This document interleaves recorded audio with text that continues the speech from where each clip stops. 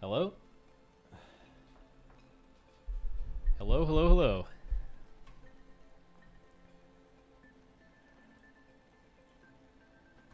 How is Ella? Ella is going into surgery in the next hour or so. So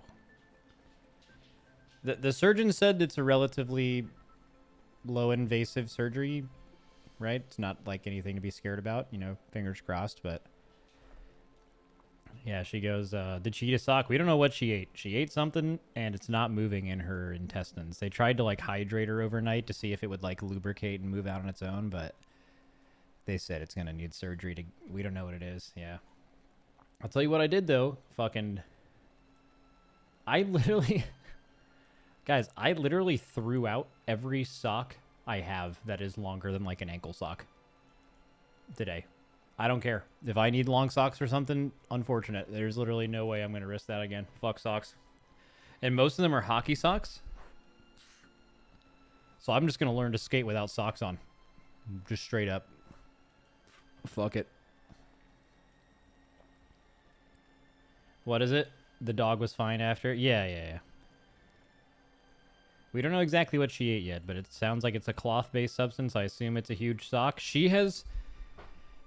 Ella's a big dog. She has eaten and then either thrown up or pooped out at least 20 socks in her life. She fucking loves socks. This one was like a little too big or something.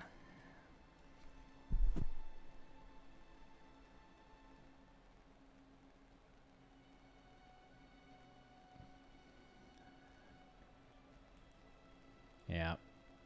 But hopefully she's okay. Cost a lot of money. I think it's gonna... All in all, it's gonna end up putting me back 15, I'm pretty sure.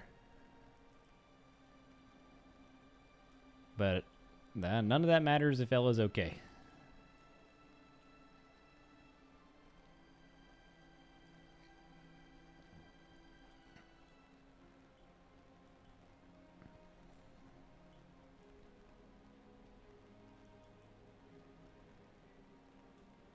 Yeah, so if you boys got some primes you're looking to throw, I'm not gonna do a GoFundMe, because I mean honestly, I think it's like a little disingenuous to do GoFundMe's when you can afford something. I mean, no matter how much money you have, getting set back 15 G's is that's rough, right? But I'm in a position to afford that, so I think it would be a little disingenuous to ask people to donate to me when I can afford something, but 1.5 or 50? Oh, 15,000 is how much it cost. Yeah, not 1.5.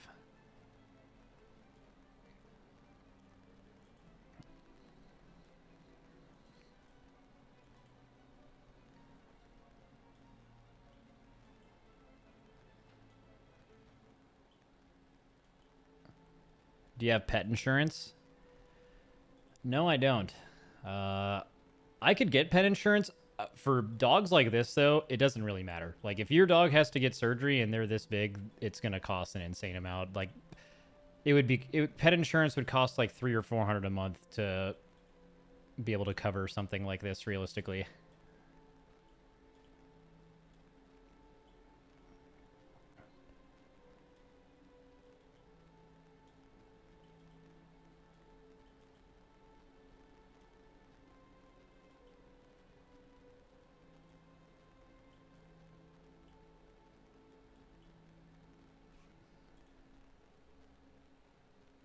No way it cost 15,000.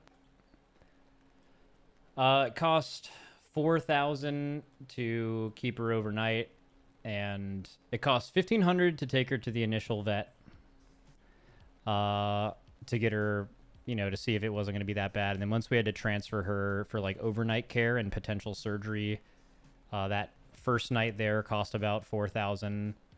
And then once they were like, okay, we're gonna need to do surgery, that's like another 8,000, and then the meds and the like care she'll need after that is what rounded it up to 15.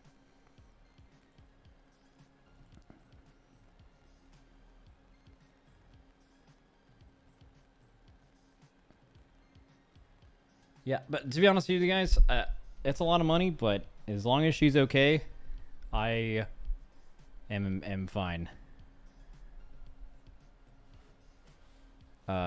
If my dog's good, I'm good. So like I said, I'm not going to do a GoFundMe because I feel like that like cheapens what GoFund, like when you see a GoFundMe, that's someone asking for money that literally can't pay for it on their own. Like for me, it would just be like, hey, this expense sucks, help me, you know? I feel like that's like really bullshit. Someone asked me if I was going to do it earlier. That's why I'm mentioning it. I just think it would be absolutely, I think people would be really mad at me, and they would deserve to if I did a GoFundMe. But that being said, if you guys have a fucking Prime or some shit, fucking just slam me some Primes for a little bit.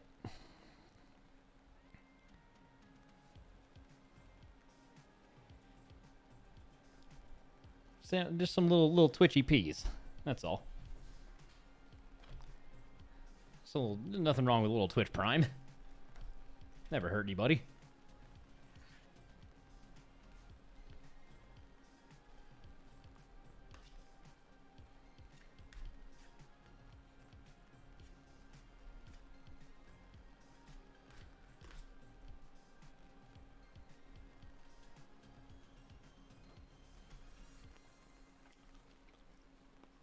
Shame that I hate watch, said someone in YouTube. Yeah. This is a good, if you're a hate watcher, this is a good day for you, bro. Imagine hating someone and then hate watching them and then realize they had to pay $15,000 for surgery and their dog's not okay. That's like, you throw a fucking party for that shit.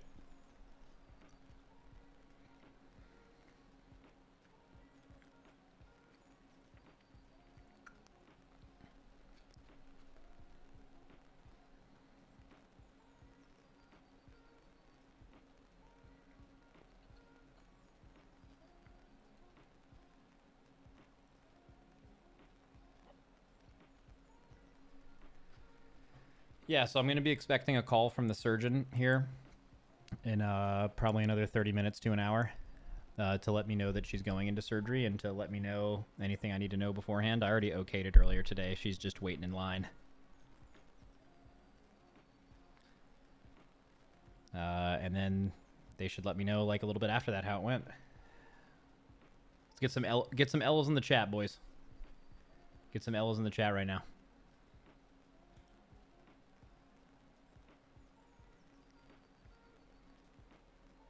There we go. Maximum Ella. Got a little Ella pick.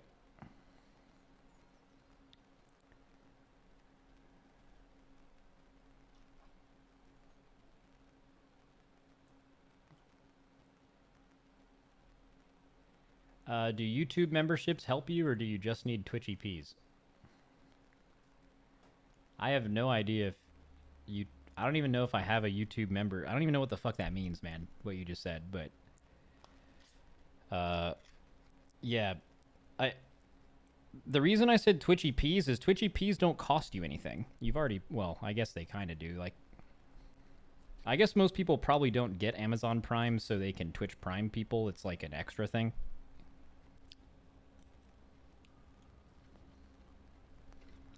By the way, I think Ella is going to be fine. I'm pretty confident. Ella's kind of a beast. She got...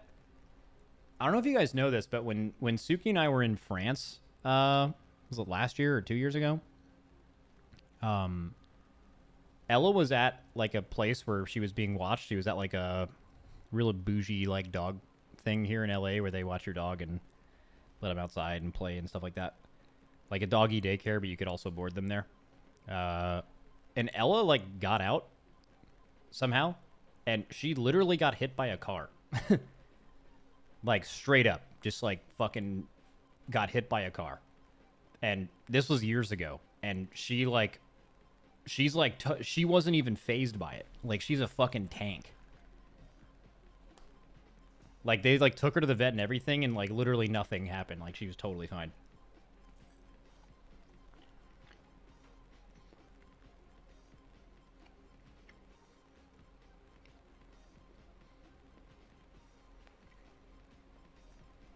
Yeah, that's what happened to that Ford fucking Ranger, by the way. Ran into Ella. She's a fucking tank.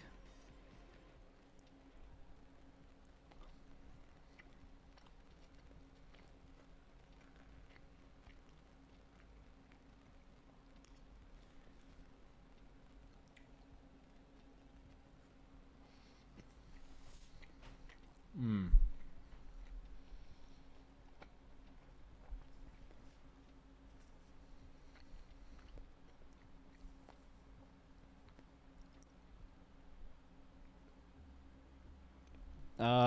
Ella casually taking cars off the highway. Yeah, she's a fucking beast.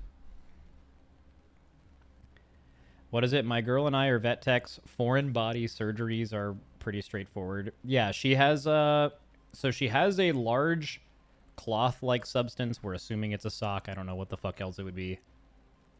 In her intestinal tract, and it's just, and she's pooped out a lot of socks in her day. She is an idiot when it comes to eating socks.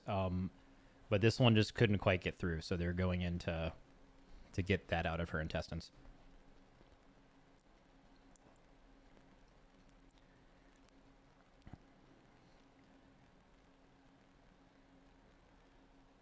Hey, good shout yesterday though.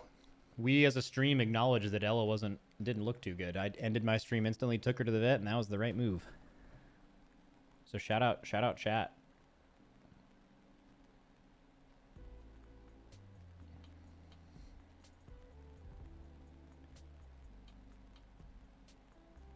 Also, thank you guys for all your here. I'll go live here. Why not? Thank you guys for all your pet pics earlier. I actually really, I looked at this for like 5 minutes and then I left my house, but I tweeted earlier. Did I just type? I don't know what just happened, but I tweeted earlier that Ella's having surgery today. Send dog pics to make me feel better. One dog equal one prey. And like 250 people posted dog pics. So if you guys are in the mood for some dog pics, I haven't even looked at all of these. Look at little Clementine. Hello, Clementine.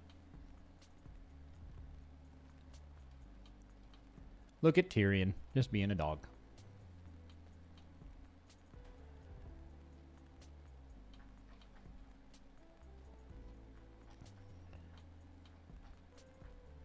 Look at little baby Ella. She's so sweet. The only thing that's like kind of funny about this is as she's recovering, she's gonna have a cone. And she hasn't had a cone since she got spayed. But she fucking hated the cone. Like Lily didn't mind the cone. Reptar didn't mind the cone. Bro, Ella. And you know what's really funny is they don't make cones big enough for Great Danes. Like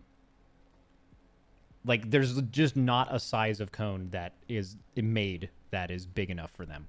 Actually, I mean that's probably not true. They probably make them for like horses or some shit, but they, for whatever reason, like the conventional ones they'll have at a vet place is not one that they'll have for that. But yeah, so like the cone's comically too small, and she never got used to her space. I mean, this is just in general a thing about Ella. Like Ella is Lily is very mindful of her of what's around her. Ella is like a bull in a china shop. Like she has no idea how big she is.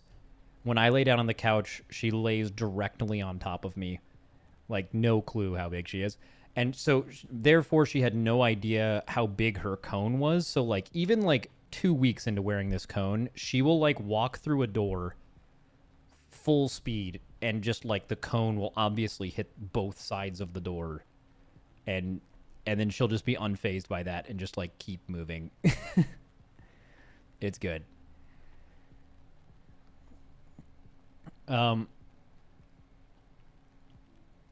Max commented another dog pic. Really? Let's see. Is that Casper? Look at him. Hi, Casper. Oh, we got a dog here. We got more dogs. We got a cat. That dog's crazy. Hello. Oh, look. Look at that dog. That dog hates its cone. You can tell.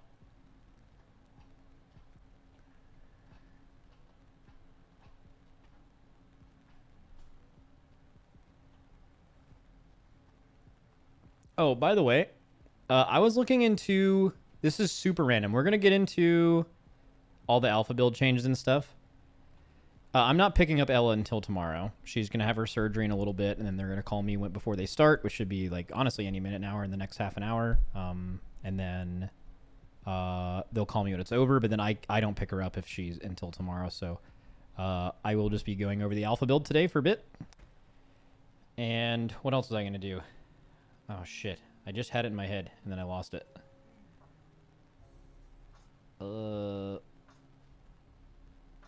I don't remember. Apparently, there's a lot of insane shit with the alpha build, though.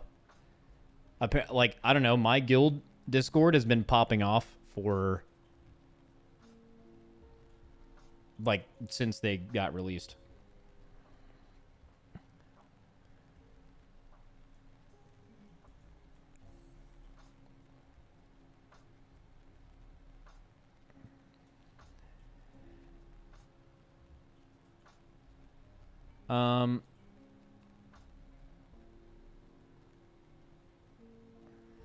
Max, since you know everything, when does beta come out?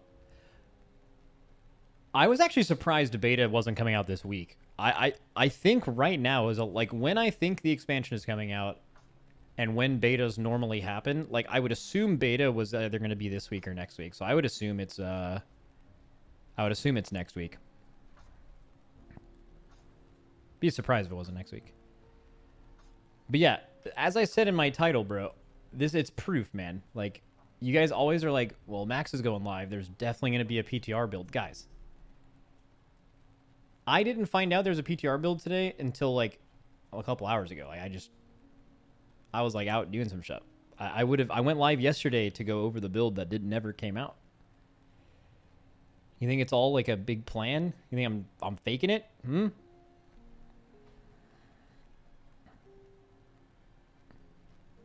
You streamed yesterday to throw everyone off God tier play.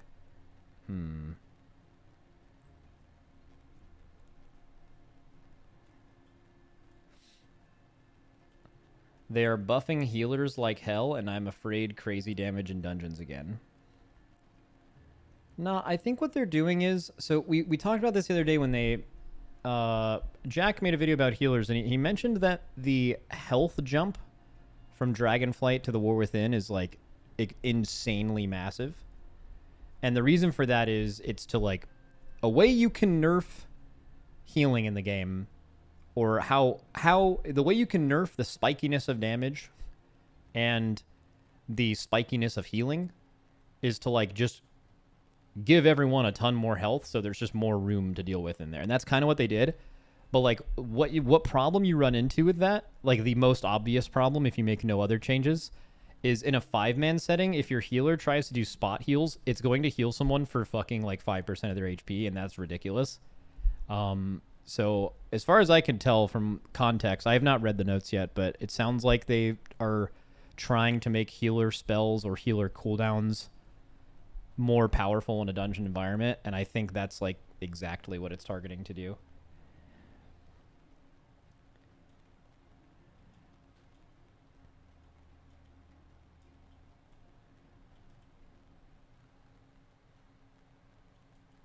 Max, I saw you do some keys and you had a focus weak aura that also put a raid marker on the target that doesn't get overridden by auto marker weak auras. Can you share it? Yeah, I'll share it. I think this is something that's like pretty publicly available. Like everyone that I know in high keys, like high key players, this is commonplace now. Like this is just what you do in a dungeon team. If you're smart. But I can link it to you, yeah.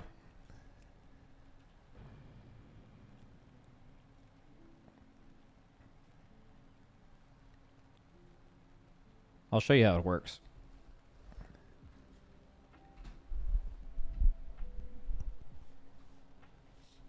Like this in my opinion is the best way for your UI to have like a good setup for kicking things in dungeons.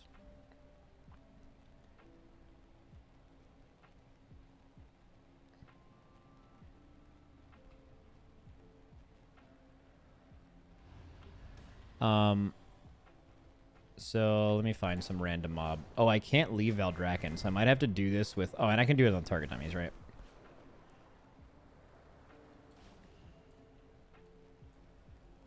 All right. So, like, you just have a random keybind.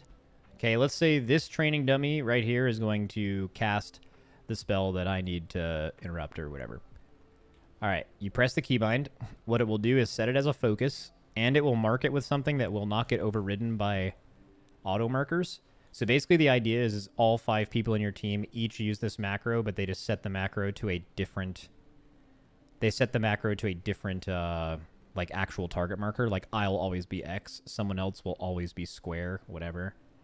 And then... Now I can hit anything I want in the dungeon, right? I can be targeting the other thing, and if it ever casts, I can cast my kick on the one that actually matters. And then what's really good to go along with this is like an actual good kick macro. The kick macro just makes it so you will always kick your target if there's a focus. And if there isn't a focus, it'll just kick your main target. And if you have a focus but you want to kick your main target, it has a shift modifier. And then I think an even step further is Weak Aura that I use.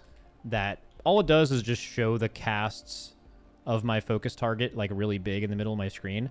But you can go through in any particular season and you can like mark or like emphasize or add a sound. What I do is I add a sound. So like if I have this PvP training dummy focused and it has like it has a spammable Frostbolt, but it casts something called Brain Freeze, and if that goes off, it fucking kills everyone. So like you need to save your kick for Brain Freeze, and you don't really care about the Frostbolts, right?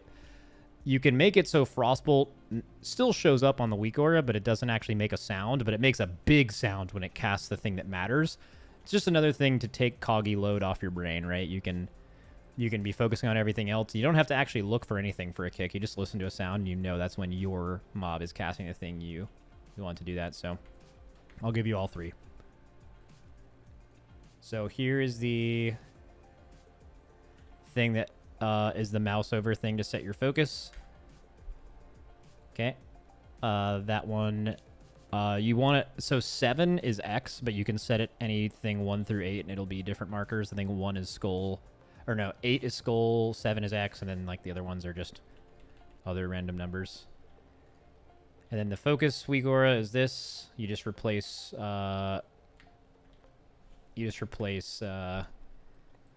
disrupt with whatever. Oh, I have to Alt F4 to not save that. You just save your spell instead of disrupt, and then the other one is just there's a bunch of different focus kick, Weak Aura track things, but yeah, in my opinion, if you do Mythic Plus and you like just do 20s, which is like almost everyone, I don't think you should even care about that. Like if you really want to get better, fucking whatever, fine. Like where I would say this is pretty useful is if you're trying to do keys above like, or I guess wait, key levels are different now. I meant 10s. I'm not playing season 4, so like in my mind, people are still doing 30s and shit. I mean the new one. So I guess so if you're doing like 10s, which is what the best thing you can do for gear. I don't think you care about this, but if you're pushing near 20s, 15 plus, whatever, and you want to be consistent, I think doing anything but this is significantly worse.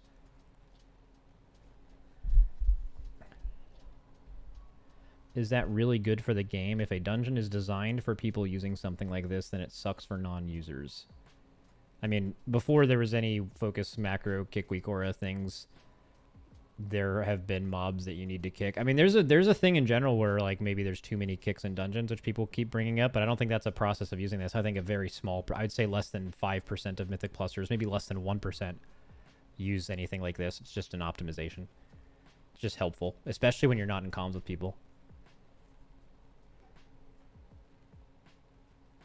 No macros for YouTube, I guess. All right, fucking whatever, man. Here you go.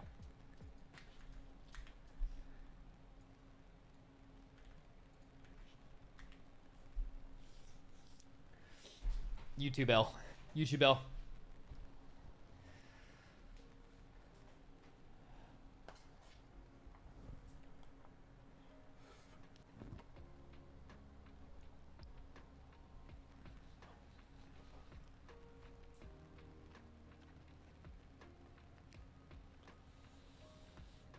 What is it? Current world record highest keys are like 21s. Doesn't seem like it'll get much higher than that. Yeah, infinite scaling usually ends up capping out around what would be a 22 or a 23 now within a season. I think the only one that's ever gone like significantly higher than that was Junkyard, but you all know about that. Let me finish watching my food, or watching? Let me finish eating my food, and then we'll look at the notes.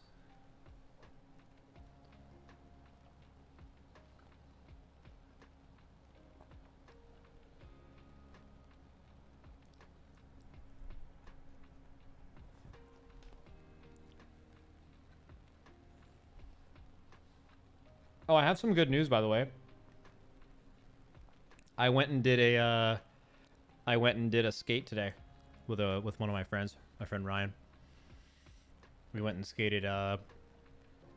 Just went to like a stick time, trying to rehab my ankle. And yeah, I was able to skate like pretty well. I'm still like a little hesitant to like really take a hard inside edge on that foot, but I mean, I've gone on the ice 3 times since I've gotten injured now. It's been about 3 weeks. Every week or so I get on the ice, and each week it's progressed real. Like this is like today was so good that I'm thinking that like I can maybe start playing next week again.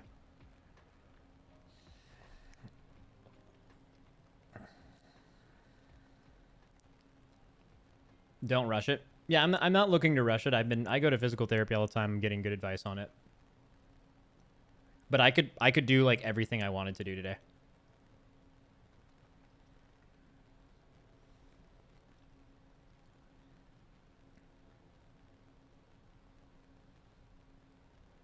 Max, who did you get that Dungeon Week Aura pack from that you used in the charity thing? I don't think you want that. Like, I didn't even realize it because like I haven't done anything this season, so I was just like focusing on it. I tried to download a pack right before it started. But I don't know if you guys noticed, but the pack was in, like, the entire wrong spot. Like, look. Charity Pro-Am, right? I was like, yo, let me download a thing.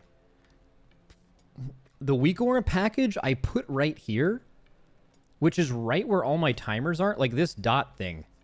Like, if there's any timers on any fight, it was actually being completely covered up. It was in, like, the worst spot of all time. So, like, I don't know. I wasn't even using it. I was, like, completely ignoring it. My UI was not really optimized for this at all. We fucking won, though. Easy. Hashtag brick bucket. Drink ketchup. And we raised... As the entire tournament raised 36,000 for all the charities, but our team alone raised 16,000 of it. Absolutely windmill dunked the other charities. Stay small.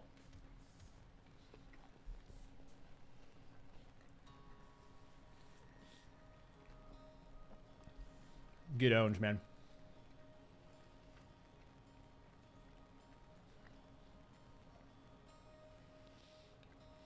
All right. I'm almost done.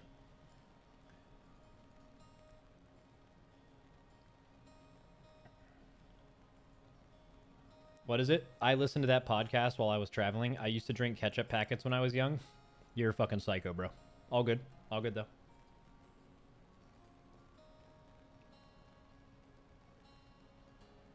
What is it? It's a shame the unhinged people in your Twitter comments about that charity. Oh, I haven't even seen that. But I mean, it makes sense, yeah.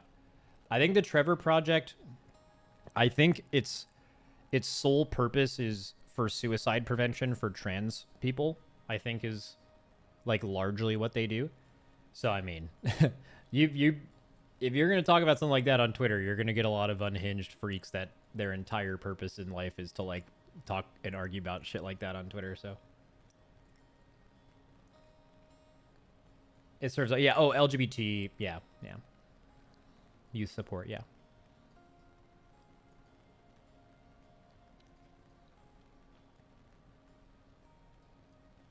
Twitter is the worst. Yeah, Twitter's pretty bad sometimes.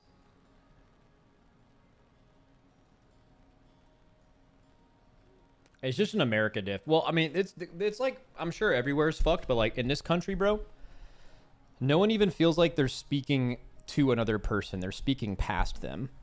Also, in a lot of other countries, when you talk about politics, which this isn't going to be a big politics thing, but like you talk about who you voted for or how you feel about certain issues, you don't describe yourself as like a Democrat or Republican in a lot of cases. But in America, it's like sports teams, and it's like your team wins or your team loses. It's not any more nuanced than that. Like, it's fucking embarrassing. Like, how do you let that happen? You know, there's no nuance.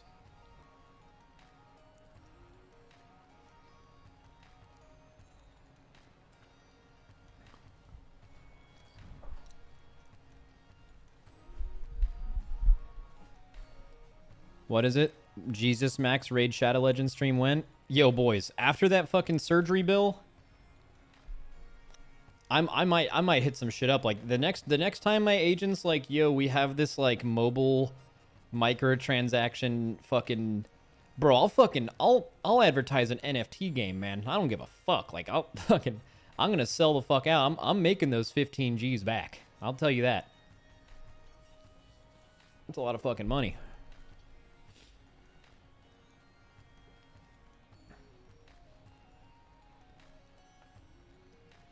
Hey, I'll do some, Bored Ape Gotcha mobile game. Fucking here we go. Guys, this game's great. Make sure you guys all sign up.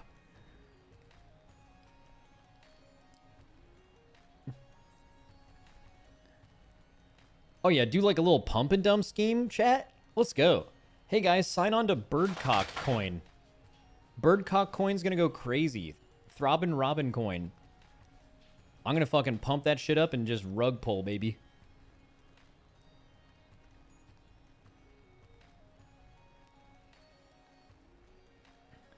Let's go. Let's see. Max, be real. How much would someone have to tip you to convince you to never play a video game again? Nothing. There would be no amount of money.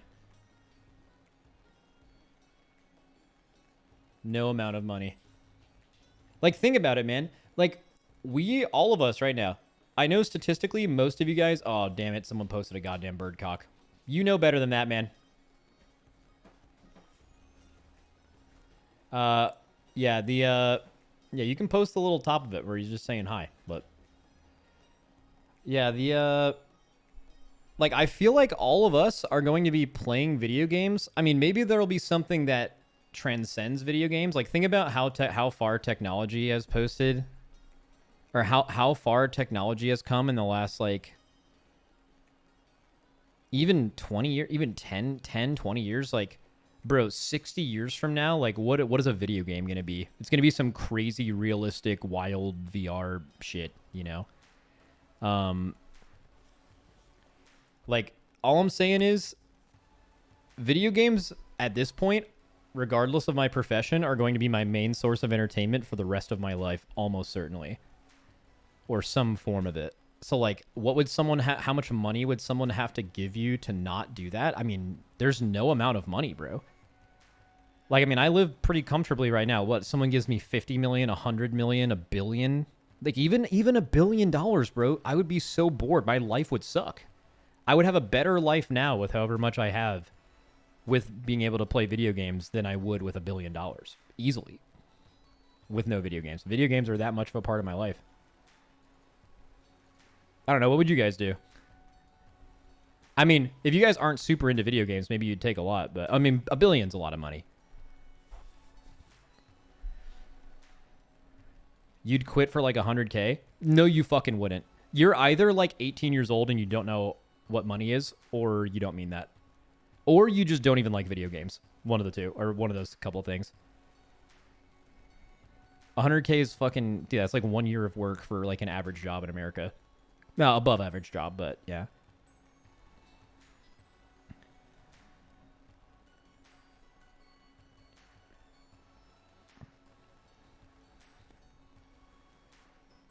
Way above average. All right, yeah, okay, it's probably way above. In LA, that's like decently above average is 100K a year. But also LA is like turbo inflated.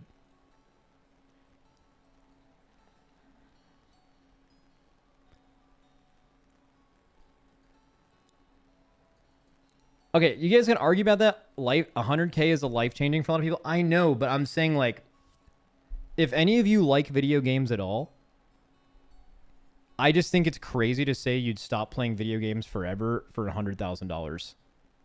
Like, if it's part of what you do now at all, like that's insane. Like, I can find other hobbies. I need money for my family. I mean, yeah, if you're in like a dire situation, maybe, but like that's crazy, man.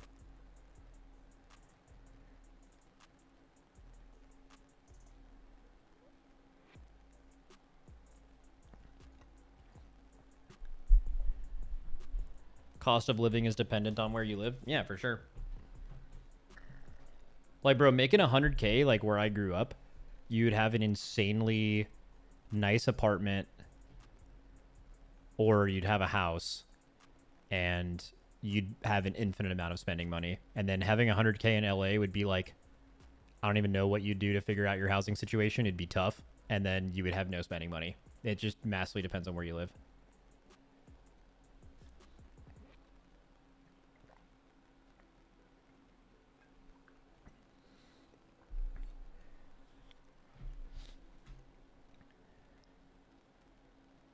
What is it? I'd stop playing games for 25 mil. If I can't custom build a home for all my small streamer friends and help them continue their passion and support the besties, I ain't stopping. Can you, like, watch people play games? Like, you can experience games through others? I mean, I think that could... I mean, a lot of you guys are Twitch viewers, right? So, like, well, I mean, literally you are on Twitch right now. Probably to watch people play games or to hear me talk about stuff. That would be a decent, like, substitute, I guess. I don't know, but, like, does playing... Yeah, YouTube L, yeah. Does watching people play games, can it equal playing it? Like Elden Ring, like is watching someone playing Elden Ring more entertaining than playing it yourself? I mean, it probably depends on the person, but, like, I think Elden Ring is, like, really, really fun to watch someone else do after you've done it rather than before, you know?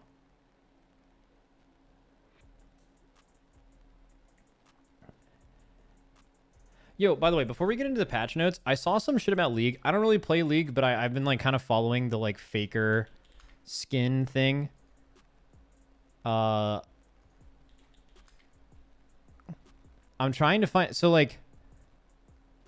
Do I have this right? To get the Giga Faker skin, is it actually $500? Because when I read it, it was like, the $500 gets you the 100 pass levels, which gives you the skin. But, like, can you just buy the base pass and still get the skin?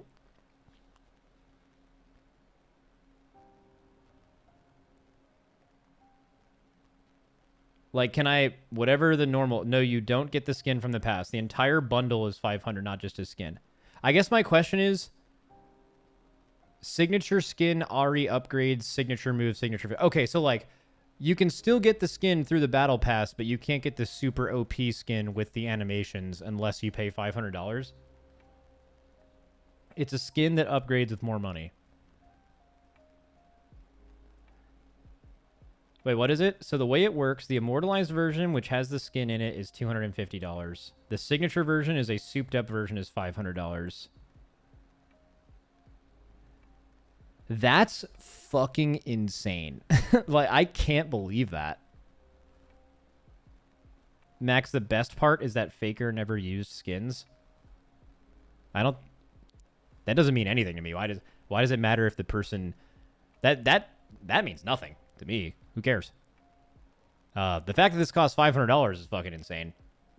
But yeah, I mean, you're celebrating Faker. Whether he uses the skin or not is completely irrelevant. I'm gonna permaban Ari every time when it gets released, teammate or not. I mean, yeah, bro. Also, like, League comms can be kind of wild. I wonder. I bet right when this comes out, if you're playing with the $500 skin, you might get cyberbullied a little bit. But after, like, probably a month, probably not. But yeah, Yeah, you're gonna get chirped for sure if you're wearing that shit.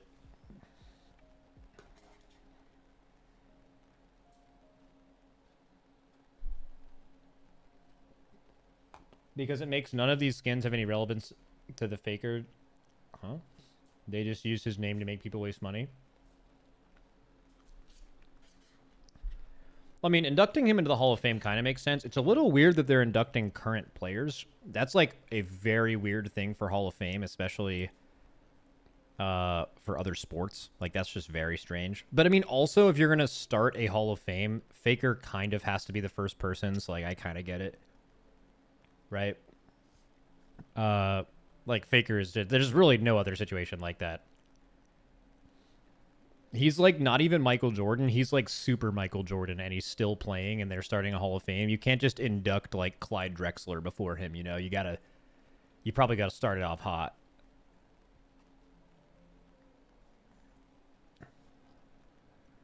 And Faker never uses skins. Yeah, I see people saying that a lot. I think they're crazy for making a $500 skin. The fact that Faker does or doesn't usually use skins, I think is completely irrelevant. Like, none of that matters. Whether they're making a skin for him or not. They're probably going to make a skin for everyone who makes it into the Hall of Fame.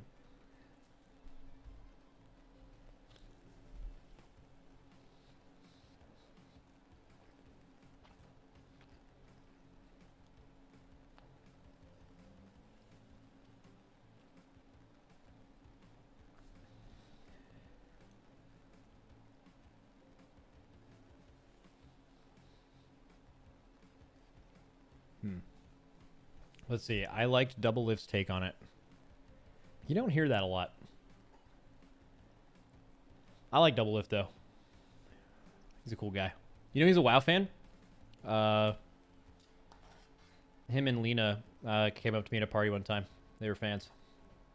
They actually play a lot of WoW.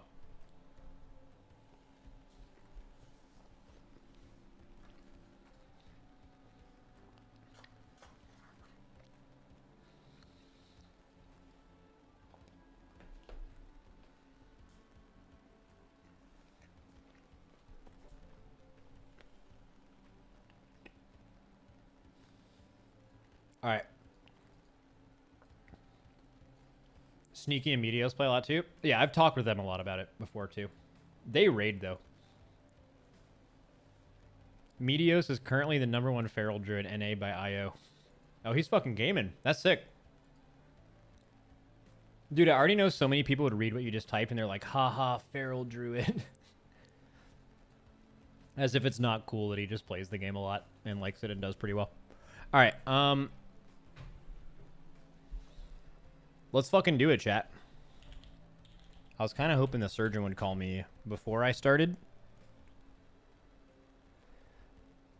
But knowing my luck, he'll just call me as soon as I get going here.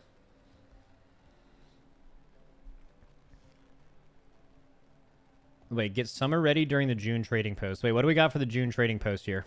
Oh my fucking god. Oh my fucking god. We're about to have some Mog. Come on, show me more. Lock the fuck in, chat. Oh. Boys, I'm telling you, when you see my alpha warband picture, whatever the fuck, in the next expansion, I'm going to have, it's going to be like a famous painting. Looks like something broke. Don't do that. Don't break. My characters are going to look so fucking ridiculous, man.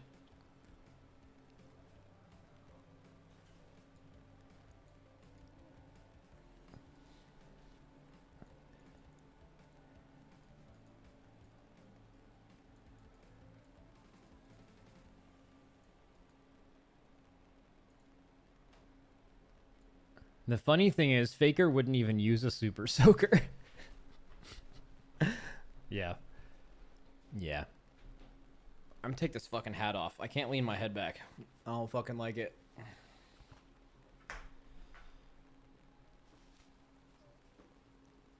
Alright. Let's fucking get it.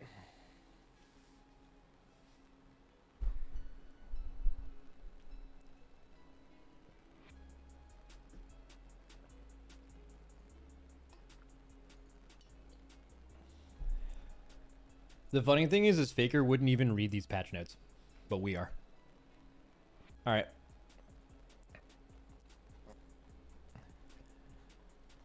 All right, let's do a brief overview.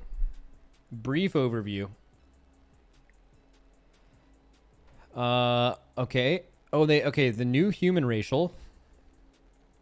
So they said they were getting rid of the rep thing, and they changed it to 2 charges of a Hearthstone with a 5-minute reduced CD. That's actually a really good change. That sounds like fucking value. That's like super value. That's so ass though. What? How is it ass? That's fucking great. Like compared to what? Like they were already going to, I think, okay, maybe the only thing I can think of if you think it's ass is like you didn't know they were nerfing the rep. So like you found out today they're nerfing the rep. So you're like you're taking in all this information at the same time and you're assuming that this is supposed to replace that and be just as good. Like I think that's the only thing I can think of if why you'd be mad right now. But yeah, they said they were removing the racial thing for rep a while ago, which low key fucking is great. Like I don't know why you should. Like, honestly, you could make the argument that they were farming money for faction transfers for a very long time with that human thing, because, like, they would create patches where having rep would give you power. Like, the amount of times our guild is faction transferred alliance just to be human, it's, like, fucking stupid that that's in the game. So, shout out them removing that. But even then, like, it's not like this is replacing a damage bonus. This is just a quality of life thing. I think this is fucking sick. Great. But who needs a Hearthstone every 10 minutes? Bro, you guys never had a scenario where, like, your Hearthstone was on cooldown and you're like, fuck, I gotta use the Dalaran Hearthstone and then take, like, 3 portals to get where I want to go. This is, like, absolutely, this is great quality. This is, you guys are fucking hating if you think this is bad. This is great. This is sick.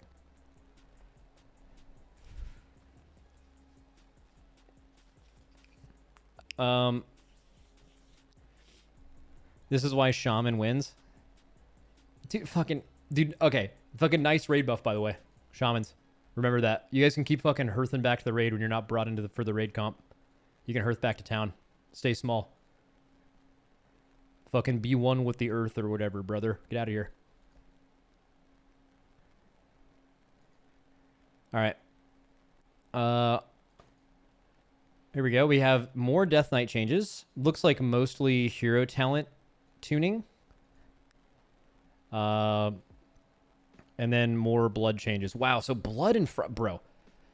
Blood, Frost, and Unholy have been like... So clearly when they start working on these classes, they're not giving you like a one and done. They're listing like one change for you. Like they're kind of spending like the whole month just making sure that... the whole month just making sure that like they have it right, or they're just going to keep working on it. So like if you see your class starting to get notes, that's a very good sign because that means you're next in line. Get straight up multiple fucking weeks of this shit. Let's see if they added anyone to the list today. So Demon Hunter, I mean, Demon Hunter's like already been done. Hero talent tuning. Druid, looks like hero talent tuning, little feral tuning. Ooh, oh, I did hear a little bit about this from my Discord. So apparently they're like buffing raid cooldowns in dungeons, which is a really good idea. We'll read the dev note for that later. AUG. Some AUG changes. We'll look at that. Dev. Hunter survival lunge no longer increases attack range by 3 yards. Oh, that's so funny. Because, like, hunters need these changes more than anyone else. And I do believe they're coming soon. Like, I think hunters, hero talents, and class and spec trees will get a major pass before the expansion. Fairly certain of that. But this is a fucking... Dude, imagine hunters, they're like, finally! And then it's just, like, a nerf to a spec no one likes. That's so funny. Okay. Mage... Changes, cool. Way more arcane. I thought they did like a big arcane thing last week. They gotta add attack range, not remove it. I kind of understand the reasoning for doing this. I mean, I play a lot of melee classes that don't have the increased range, and I feel like totally fine. Like I don't feel like that's like you can't play around that or whatever. And having half the range, the melee able to do it, and half not is like really weird. I like them committing to one or the other. But But if you're a class that's been used to playing with increased melee range, you're probably like feeling real bad. But then like Rhett exists, and Rhett can just attack basically fully from 25 yards away, and that's not being nerfed. And I have played a decent bit of Rhett, and if they made Rhett only be able to attack in pure melee range, that would make that class significantly less fun. So like I totally understand the complaining about this, but I would definitely give it some time. I think that stuff kind of got a little out of hand just in general. Okay, so mage changes, a lot more arcane stuff, a lot of man, they are just fucking. How many weeks in a row have they been working on DK, fire, warlock, mage, just in general? Like, it does seem like they're. I mean, I kind of like this. I like that they're not just doing like one-off passes and then moving on to the next class. They're like making a shitload of changes, gathering feedback, making more shitloads of changes, gathering feedback, making a shitload more changes, gathering feedback. Like they're doing like 4 fucking straight weeks of this shit. So obviously, if you guys are like, I fucking hate mages and warlocks, I wish it was happening to me. Like, totally get it. But I mean, they've clearly added more classes to this. They're doing DKs. They did monks at the beginning of this. They've done a lot on evoker. They've done a ton on Mistweaver, right? Like, the fact that I just in general, I'm not biased towards really many specs in the game. I just think in general it's good that they're spending this much time on one, even if it means it takes more time to get to others. It's probably gonna end up being a lot higher quality. A lot of people who are getting reworked right now on the alpha at the end of all of these notes feel significantly better about their spec. The spec trees and class trees are probably complex enough to make that worth their time. So, yep. Hunters and shamans, I hear you though, but I also think you're next, like, very clearly. There's at least like 3 months till the expansion or something like that. You'll be chilling.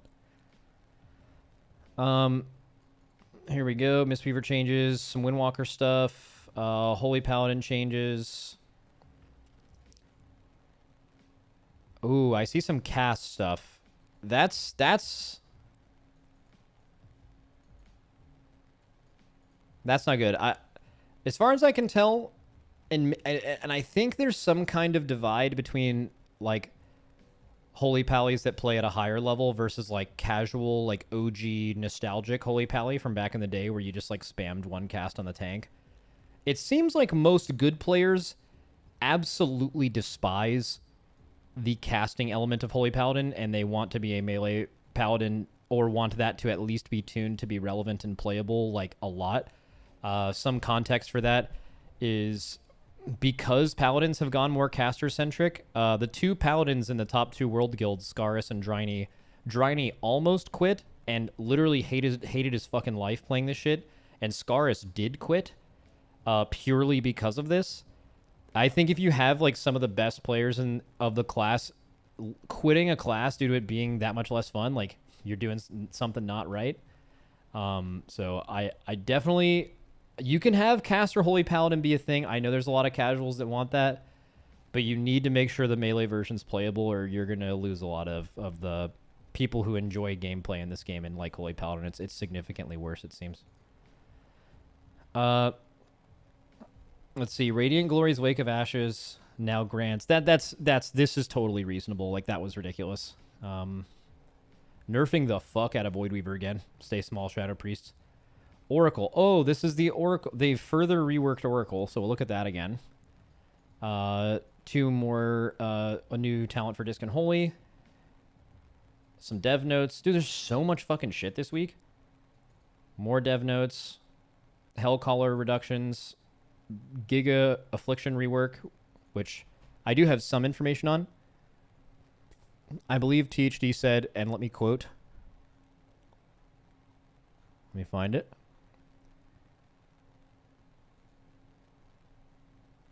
I can't find it. I'm pretty sure he said something like the Affliction tree is horrible.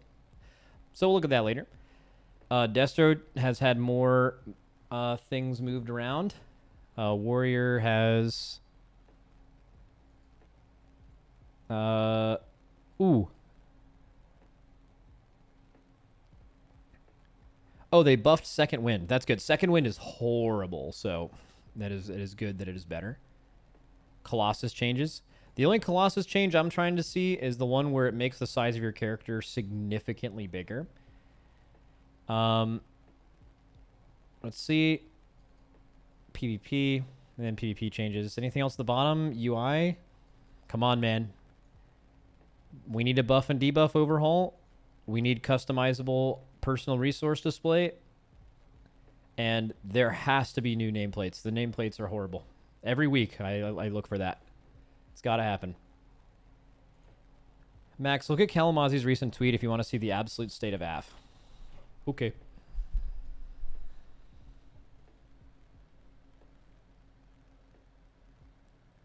Oh, shit. Fucking Sam I Am's going crazy. All right. I don't know what Tfue did, but it sounds like it's bad. What are we looking for? Kalamazi? Remember when I called him Kalamazai, like a fucking genie or something for a few years? I didn't know how to say his name. Shadow Bolt.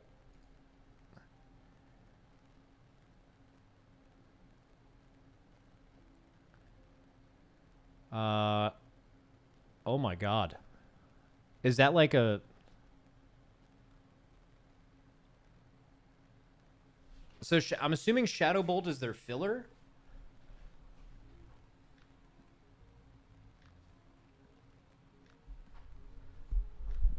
So as Affliction Lock, the like... probably the most dotty dot spec in the whole game. Dots are what? 20% of your damage?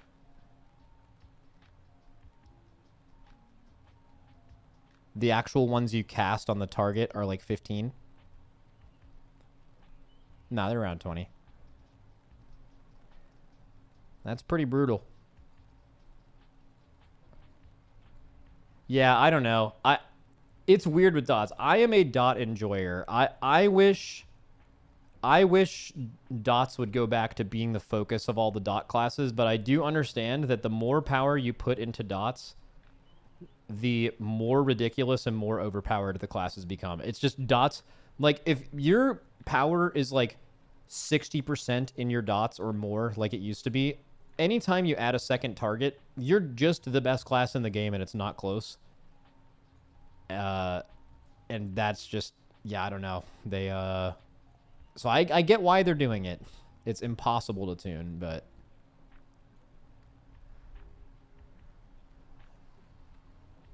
What is it? It doesn't have to be dots, but your spender should feel good. Yeah, I mean, kind of how they used to do that, right? Was UA was your spender, and it was like a short duration dot that did a ton of damage. I think that's a good design.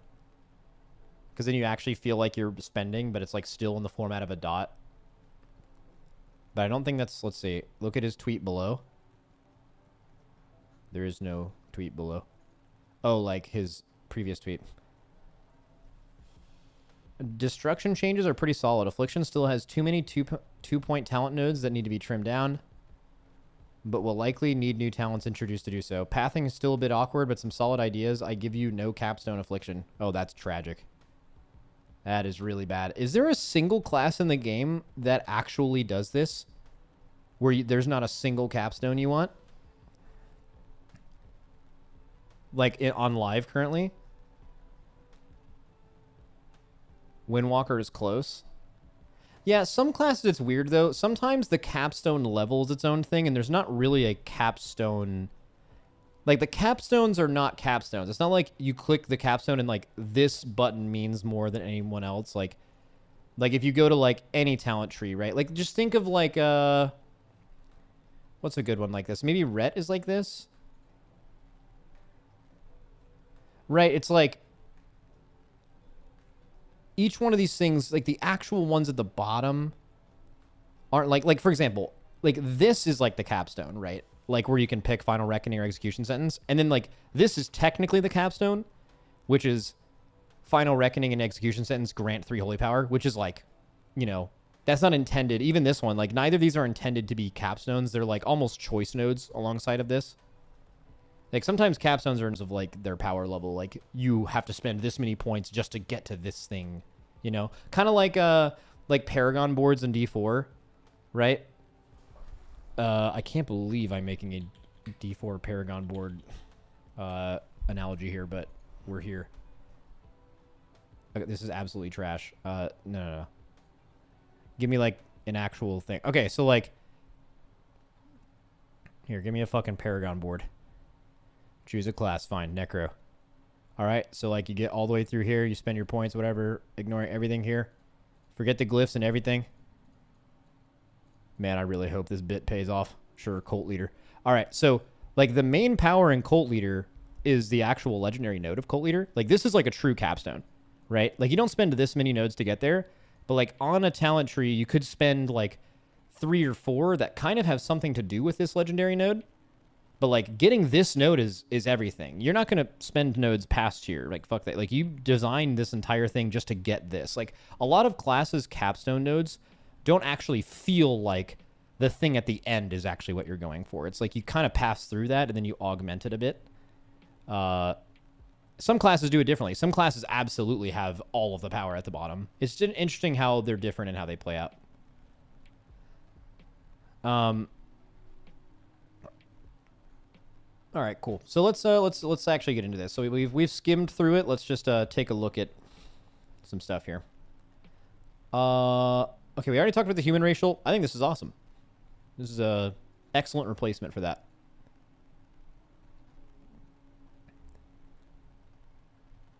I wasn't too familiar. To me, guys, when I see, unless you're like have your ear to the ground, you're like constantly testing Deathbringer and Rider of the Apocalypse, and you're like, you know what? The gameplay of both of these things is fine, but like the damage value that Rider gives you is so much less than Deathbringer or whatever, right?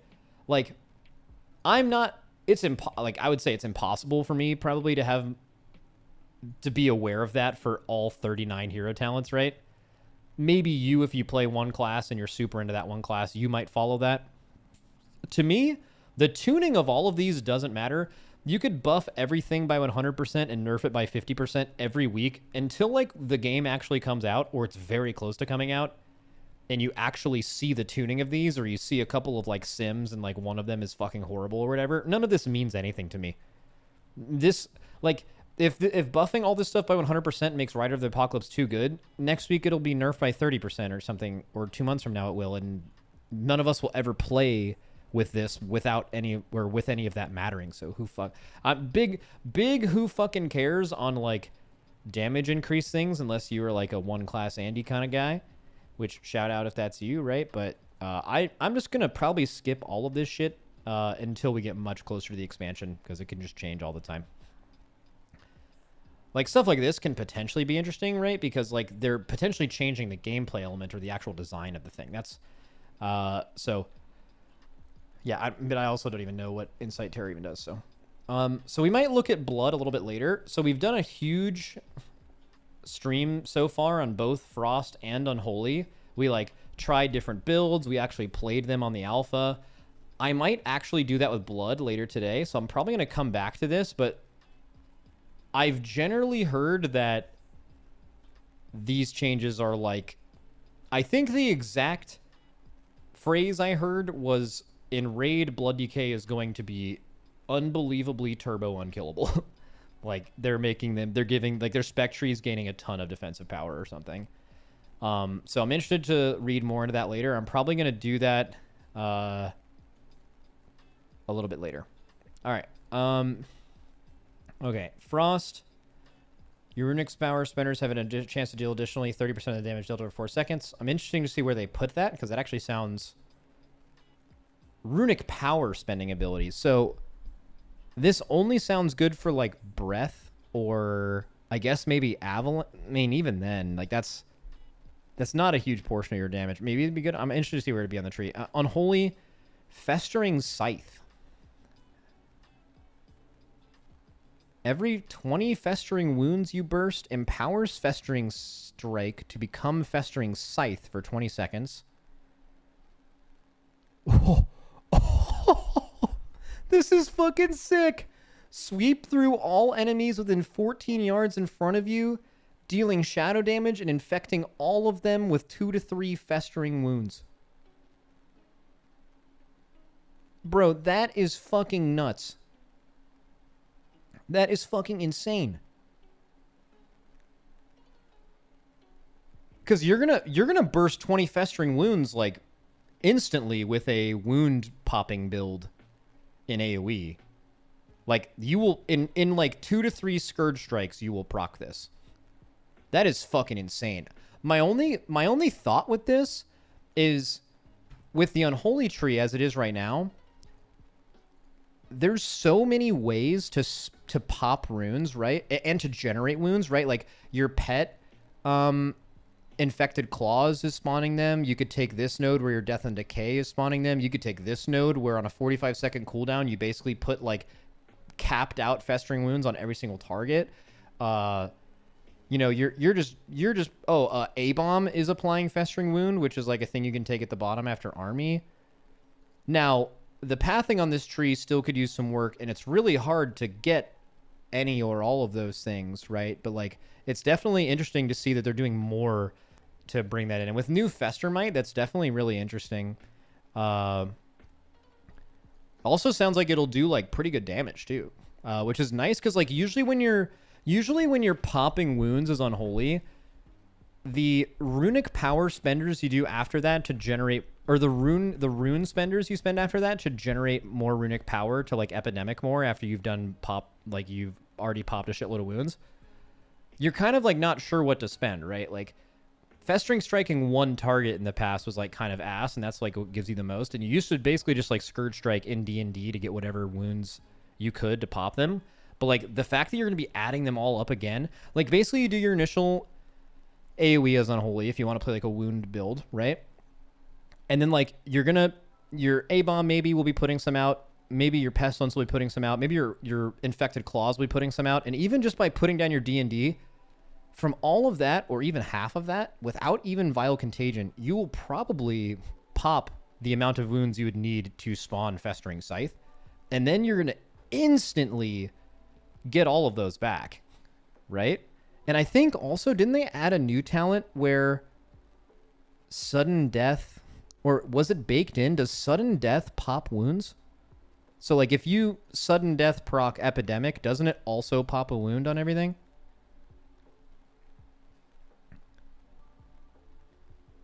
I think so. I think quality of life sounds good. I think they're definitely, it looks like they're trying to do more to support the wound build, because usually what happens is you go start getting a lot of these wound talents, then you're like, I don't know, we've lost so much single target. Let's go like halfway down to the disease track. Let's get Plaguebringer. Let's like kind of go down. Let's get like full on super strain. And like now we also need Ebon Fever. And now we need all this dot stuff just so we feel like we're of any value in cleaving single target, and you can't do that. So like giving you more stuff to support a full like AoE wound. Like guys, this is what made Blood Decay or Unholy Decay great. Like probably the most fun time to play Unholy ever was season 2 of BFA Reaping. You just absolutely, what is happening on my screen right now? Dude, my OBS is going fucking wild on my other monitor. What is happening? Oh, I see. Dude, my streaming PC keyboard was just like a cable got stuck on a button, and it was like chain minimizing and maximizing my OBS monitor on my big screen TV up here, and it was going fucking wild. Anyways, what was I saying? My whole brain just exploded. What is it? The problem is still single target / priority damage meta. Yeah, but like if you're able to constantly like, basically how a wound popping build should work is you're getting all of your single target from the fact that you constantly have so many stacks of Festermite. But you're right. Whenever if you're ever a Festermite like AoE wound popping Unholy Decay and you don't have any mobs, your single target probably isn't going to be very good. But also, that's fair. Like you can't be popping a million wounds, capped Festermite, insane single target with army and everything, and insane AoE, and then just like, oh, when there's no mobs, you can also just do 6 single target. Like that, you can't do both of those things. You'd be the best class in the game by a mile, like I guess you were in season 2 of VFA. But you can always find a way to bring some mobs in there, and sometimes depending on the dungeon, you can play that out just as well. I think the fact that they're supporting this is really good. That sounds great.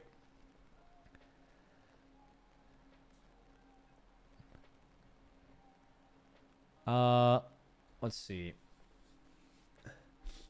Decomposition.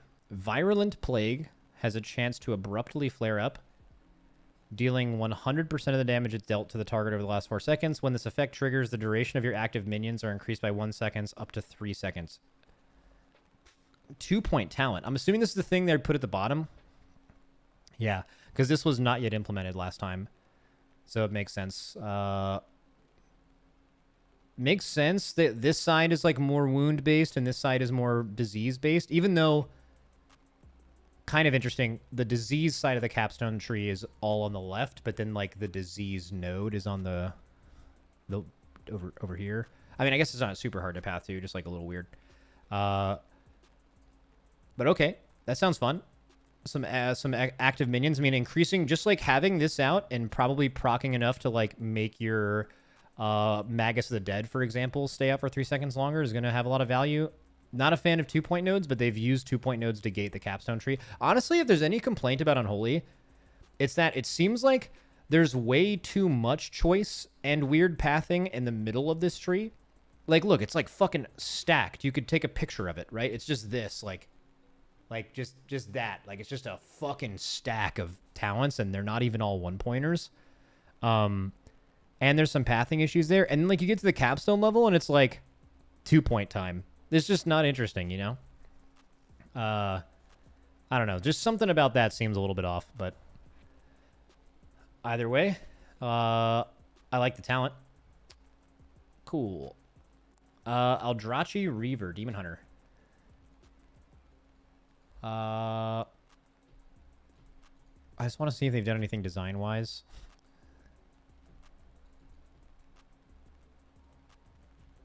Intent Pursuit cooldown reduction.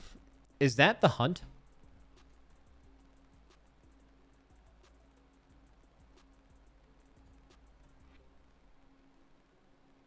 It is. Oh, that's fat. That's huge. Hunt CDR feels fucking incredible. So if they're making that, sounds like twice as good. Let's fucking go. Did you read the dev note on any of these?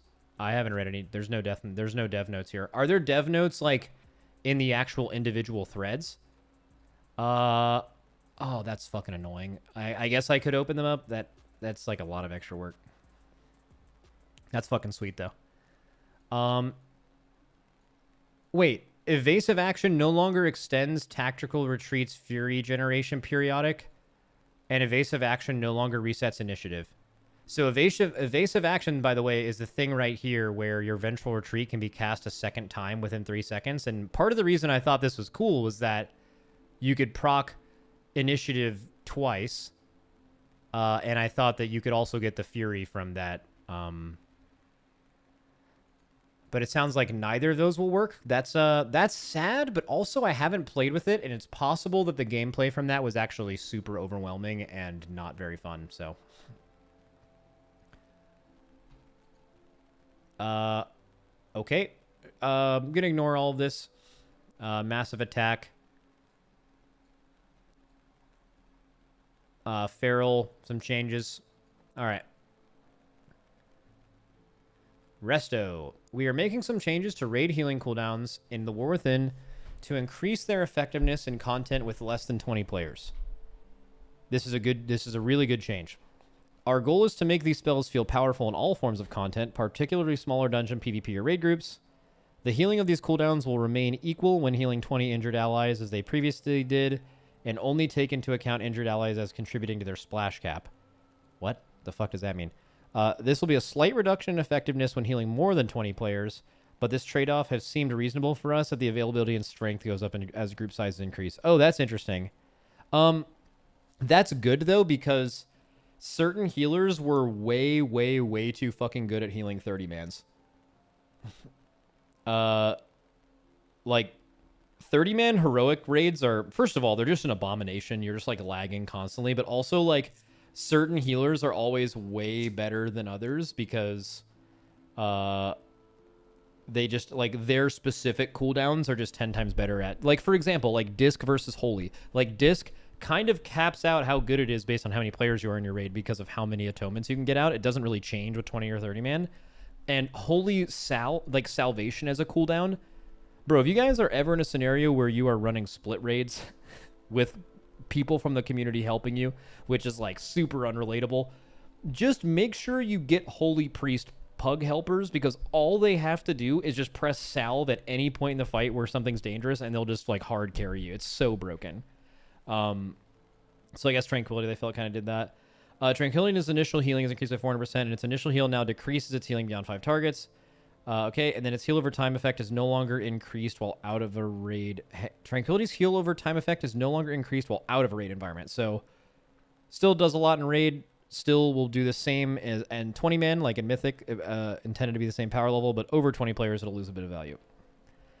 Okay. Evoker. Chrono Warden.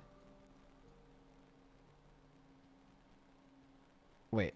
Time Convergence no longer grants stam when using a defensive cooldown longer than 45 seconds, and now also specifies that it only functions when what does that mean? Time Convergence. Are they nerfing defensives? Because that's what it sounds like, and that's good. All right, Chrono Warden. What the fuck are they talking about? Time Convergence. Non-defensive abilities with a 45-second or longer cooldown grant 5% int for 15 seconds. I'm assuming that used to say 5% int and stam.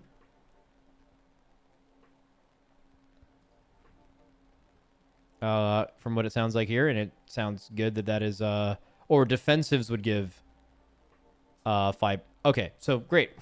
Less defensives, great. Augmentation, new passive, sense power. While enabled, oh shit.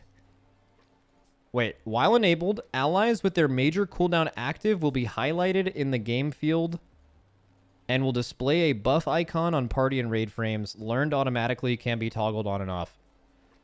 All right, so this is really, really fucking good. This is going to make the difficulty of playing AUG, like it's going to lower this, it's going to increase the skill floor of AUG, especially in a raid environment. It'll also be easier for you to, so like how many times have you guys done a dungeon with an AUG evoker and they play Breath of Eons, right? Or they're using Breath of Eons, and like you have a party with 2 DPS players with 2-minute cooldowns, and they use Breath of Eons every 2 minutes, even though the other people are holding their cooldowns, right? Now, if you're an AUG evoker, you are way less likely to do that because you are now easily tracking their cooldowns in-game rather than requiring a weak aura. This is a huge fucking dub. At the highest level, I don't think this really changes anything. Like, you're still... Because, like, for example, it may be time for you to put out your Presciences and for you to put out an Ebonmite. And the person you're giving Ebonmite hasn't popped their cooldown for another 10 seconds, and that person is actually carrying the hardest part of the fight. To do proper, perfect optimization AUG evoker, you still have to do a ton of work. It's still insanely complicated, and you will still be using outside of the game weak auras and spreadsheets to figure that kind of shit out. But that's kind of, it would be extremely hard for them to fix that. I think the only way they could fix that is by adding a new passive in the game or a new active, and it just allows you to select 4 people before the pull. And those 4 people are just always the people who get your Ebonmite. That would reduce the delta of the skill ceiling and floor by 1,000,000 years. That being said, doesn't seem like they're doing that. That sounds like something they wouldn't do. This is going to increase the skill floor of AUG by a mile. This is an overall just massive dub for AUG players for sure. Okay, and what is the second one? Prescience has been updated. When cast without a friendly target, the smart targeting will now prefer damage role players who have their major cooldowns active. That's also fucking sick. Again, to play this as good as you can possibly do it, you will not be doing this ever. But, like, if you're just, like, queuing up to a pug raid, or even, honestly, you're, like, an AUG main and even a cutting-edge guild, but you're not trying to do all that, this is going to increase... Because, really, in reality, bro, I'm just going to make this number up. 80+% of AUG evokers that got cutting edge this tier, maybe 90, just fucking... They just put presence on, like, the 4 best players in the raid. You know? Like, they just put presence on the people who are doing the top 4 damage every pull or are, like, the best players in their guild. And it's that simple. And that's okay. And the difference between that and doing it correctly is a huge difference. If you actually no longer prescience your 4 best players, in most guilds, maybe they're so much better than everyone else, but I'd say most guilds, just presencing without targeting someone will probably end up being better. Like, you will be putting better Ebon Mites out into the world by doing this. And it makes your class easier to play. So this is fucking sick. And yeah, because I mean, my main issue with AUG was the fact that AUG is significantly less fun to play in a raid than in Mythic Plus, right? Both of these changes actively go into helping that not be the case for 95% of players, while acknowledging that the top players are still going to optimize this at a higher level and probably not make use of either of these things. You will have this stuff turned off. But that's okay. I still think it's a great change for the game. All right. Feed the Flames, once again, triggers a Firestorm after casting 10 Pyres. This is in addition to the new effect of increasing the Pyre and Disintegrate damage while they are inside Firestorm. So just more procs. Snapfire can now trigger from both Living Flame and Pyre. Okay. I know that this is the side of the dev tree that is frequently not used. It's a lot of this fire stuff over here, because like usually you're kind of now used to playing this build with both of your empower spenders, and like you're mostly like a blue build with like a little bit of, if you're like doing a dungeon, you have like some of the pyre stuff, but you lose a lot of like single target and really good cleave and a lot of stuff to like become a true fire devastation evoker, and they're trying to make that stuff more attractive, which is good because currently it's super not a thing to do that. My only concern is that a lot of stuff like Firestorm and like especially just like the more you go into the fire side of the tree, the more you go into Pyre, the more this is super interesting too, because I think everyone would love to have great choice in their spec trees. But there's actually been a problem with classes' viability when they have a lot of choice genuinely, and their AoE build and their single target build are so different that you're only good at one of them at any given time. In a perfect world, you can like mix and match, and if you want to get like 5% better at AoE, you can lose a little single target rather than having to play two like completely different 10 different talent point selection builds, right? So it's just something to think about with that. I could definitely see a world where like evokers, devastation evokers right now are a really good dungeon class, but like, I could see a world where like in AoE, like fire becomes the best, but then they're just like fortified lords and like they suck on boss damage, and that didn't used to be the case. But I mean, smart players will find a good mix. I'm not sure. And there's ways you can probably design that and for it not to be a problem. All right, I'm gonna take a quick little break, and then we're gonna continue. Looks like we have more healer stuff, more mage stuff, and then we're gonna look at Blood DK. Woohoo!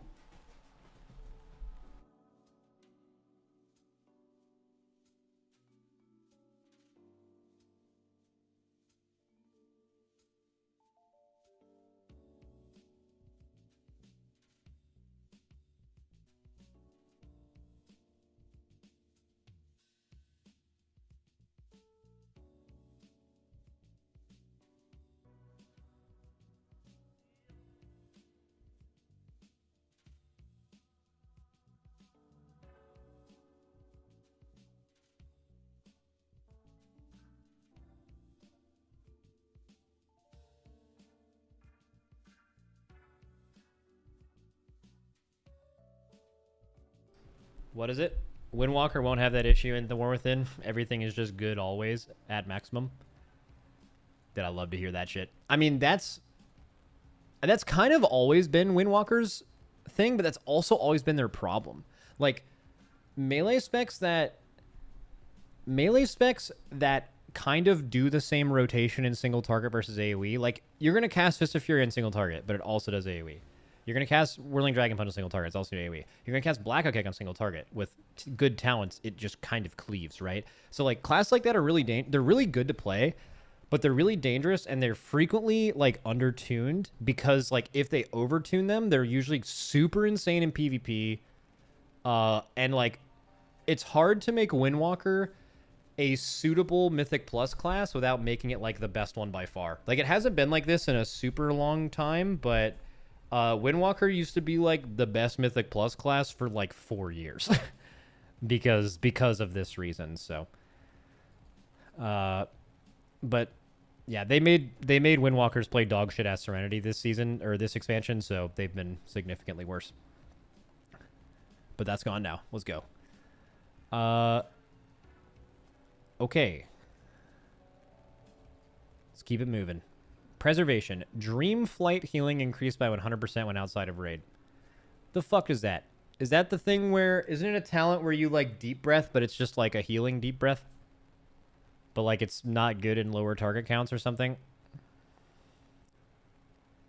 Okay. We are making some changes to raid healing CDs. We talked about that.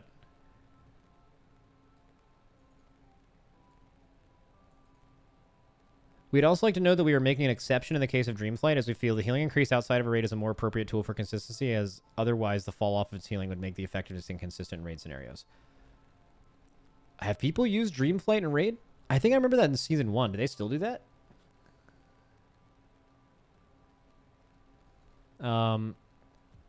They still do? Okay.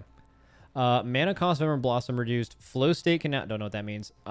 Threads of Fate can no longer trigger from power spells from stasis. Don't know what that means. Don't tell me. Huge Hunter changes. Lunge no longer increases attack range. That's hype. We looked at that earlier, though.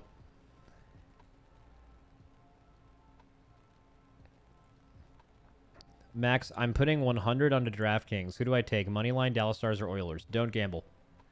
Don't do. Take your $100 back. Time Anomaly has been updated. Now grants Brain Freeze instead of Fingers of Frost for Frost Mages. What the fuck is Time Anomaly again?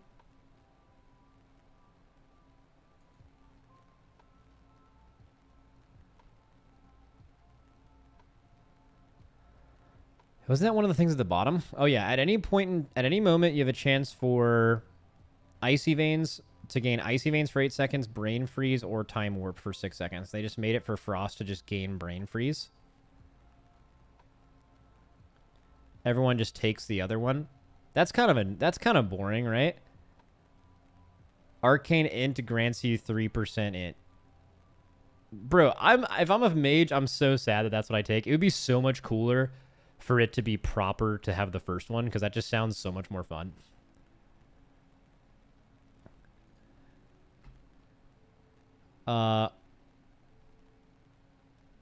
You're getting one guide. That thing just got added.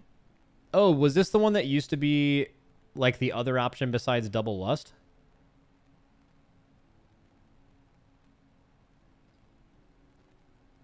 Oh, get absolutely slain.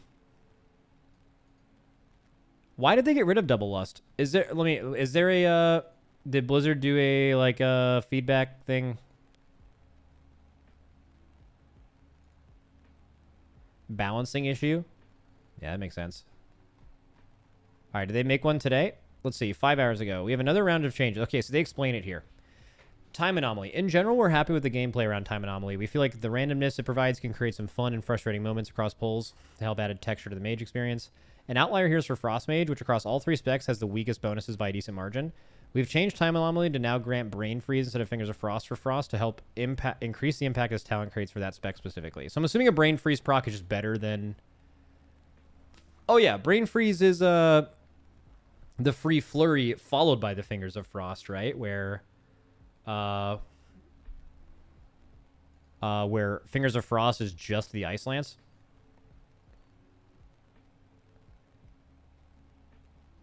Damn, okay.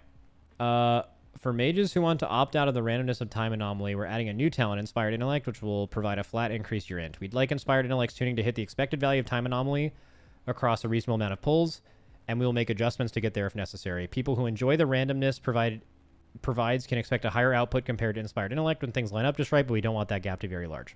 I think that sounds exactly right. That sounds perfectly reasonable. That you have... So it sounds like right now the tuning for that isn't right. Like right now you would just take the 3% damage all the time. But that's the fucking first time this was in on alpha. Like if them saying that they want time anomaly to be the better statistical option, they'll just keep changing these two things unless that's true, until that's true, and then the other one will always be competitive and less coggy load if you want it. Make sense? Smart.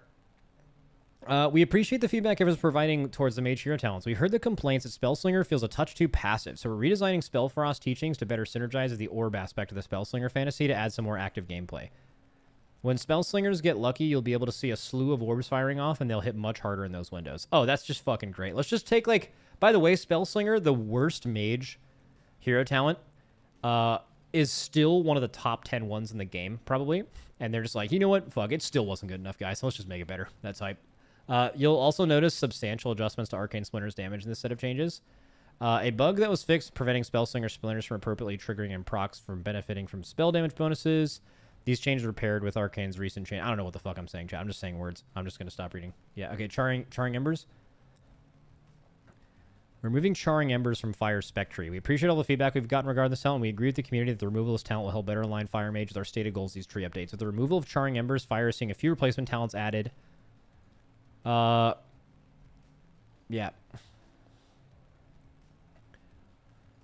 Want to buy the Mage dev for other classes? That's not how devs work at Blizzard. There's not like a Mage dev or a DK dev or anything. They all collaborate together. The person who is working on Mage and has been for the last month, when they're done with that, will just be moving on to the next couple classes that need to be looked at, which I think off the top of my head are like Shamans, Hunters. Fuck, who's actually... I know Shamans. Who's next in line? Let me see. Monks definitely not. Paladins definitely not. Maybe... No, Priest still got a lot at the end of the expansion. Definitely not Rogue. That was last season. Warlocks are being done currently. Warriors were done at the beginning of Alpha. DKs are still being currently worked on. DHs were in season 3. Druids were also at the beginning of Alpha, but they still need a better class tree. Evokers have been worked on in this Alpha. It's literally Hunters and Shamans. Those are the classes that are to be worked on next. There's if there's a list of classes that need to be worked on, right? It is like Hunter, Shaman, and then there's like 5 spaces, and then it's like whatever the next class is. So like from the changes they've done so far. Probably some Holy Priest stuff actually. Okay. Cool. What's Charring Embers? Why did mages want Charring Embers gone? Can you help me explain that? Or help me understand that?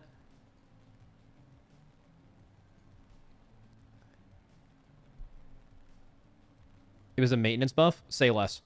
Get rid of all maintenance buffs are bad.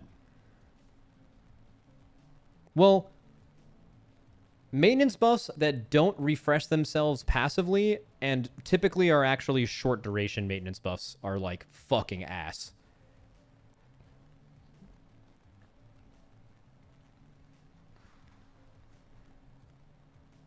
Anytime you have to change your active gameplay to press a button or do a thing you wouldn't otherwise do to keep up some monotonous short duration buff, that is fucking ass.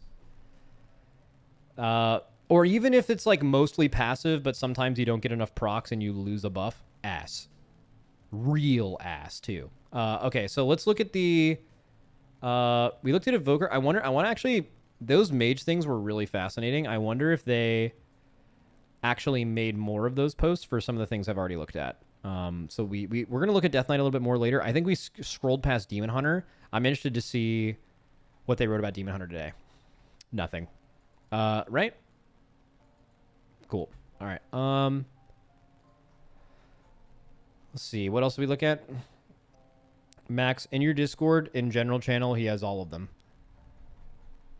Wait, is there a fucking beast in my general channel?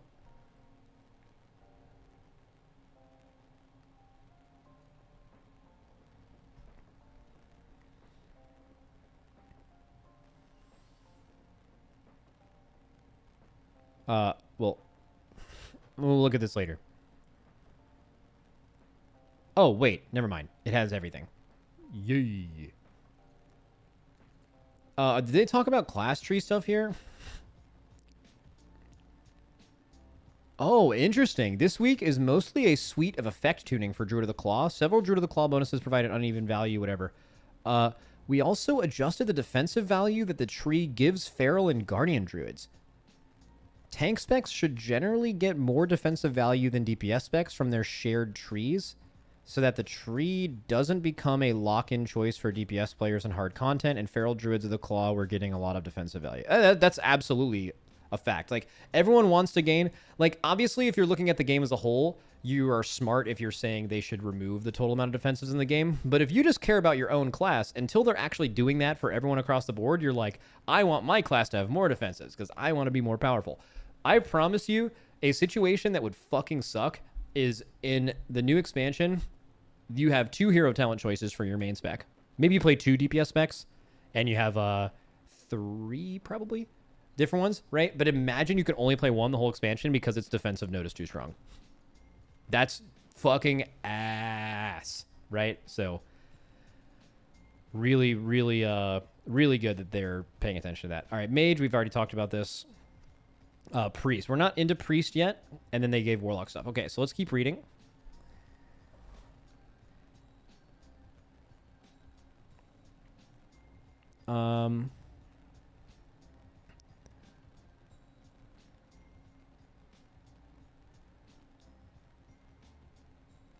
Let's look at Mistweaver changes. It doesn't look like they made a monk post. They just like natty ripped this stuff. Okay. Well, looks like they made a lot of dev notes in the actual article anyway. We are making some changes to raid healing cooldowns. We've already read this. Okay. Same thing. Revival healing increased by 400%. Okay. Decent. Revival now decreases its healing beyond 5 targets. So, and they mentioned before that the tuning of this should have these buttons feel exactly the same in 20-mans. So, you might be reading this and being like, is this a nerf for 20-man? They intend, whether it is right now or not, they intend for this to still be the exact same amount in 20-man.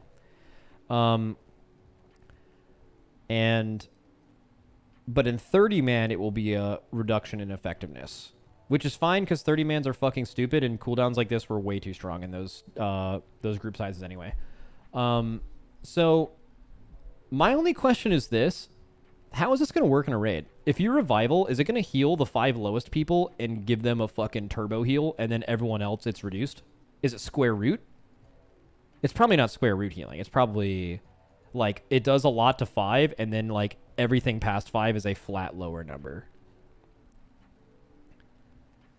It's reduced on all. It'd be impossible if it was square root healing. That would be so ass. That would be really bad, actually, if they square rooted it. By the way, I'm just realizing now that, like, a lot of people in chat don't know what I mean by that. Like, you know what a square root is. You just have no idea why I'm saying those words. It's the way that Blizzard changed target capping in this game. So, like, they used to, like, hard target cap stuff, and that was really bad. Or it, like, capped it 8 or something, and then after 8 it was a flat number. They made it square root scaling in a lot of cases, which was better than it being flat, but worse than it being uncapped, obviously. So, like, it'll hit 8 for the full amount, and then it'll decrease with square root scaling over time going down. But I don't think that's how this works. I think that would be really weird with healing. What is it? If it's not square root, it would become 2 RNG. No? What? Oh, I low rolled my... Bro, square root would be so bad. Like, if you're one of the people who are at the lowest of the thing, like, your revival is going... Like, a revival right now makes everyone's raid health go up by, like, a good amount. Square root would be like, if you low rolled, you would do, like, fucking little healing. Like, what it's going to do right now is it's either going to giga heal 5 people and a little bit less than giga heal 15 other people, or it's going to realize how many people it's going on, and before it goes out, it gives everyone the same flat amount. I'm pretty sure in a 20-man, it's going to be the exact same thing. But it's just, yeah, it's just based on group size. Yeah.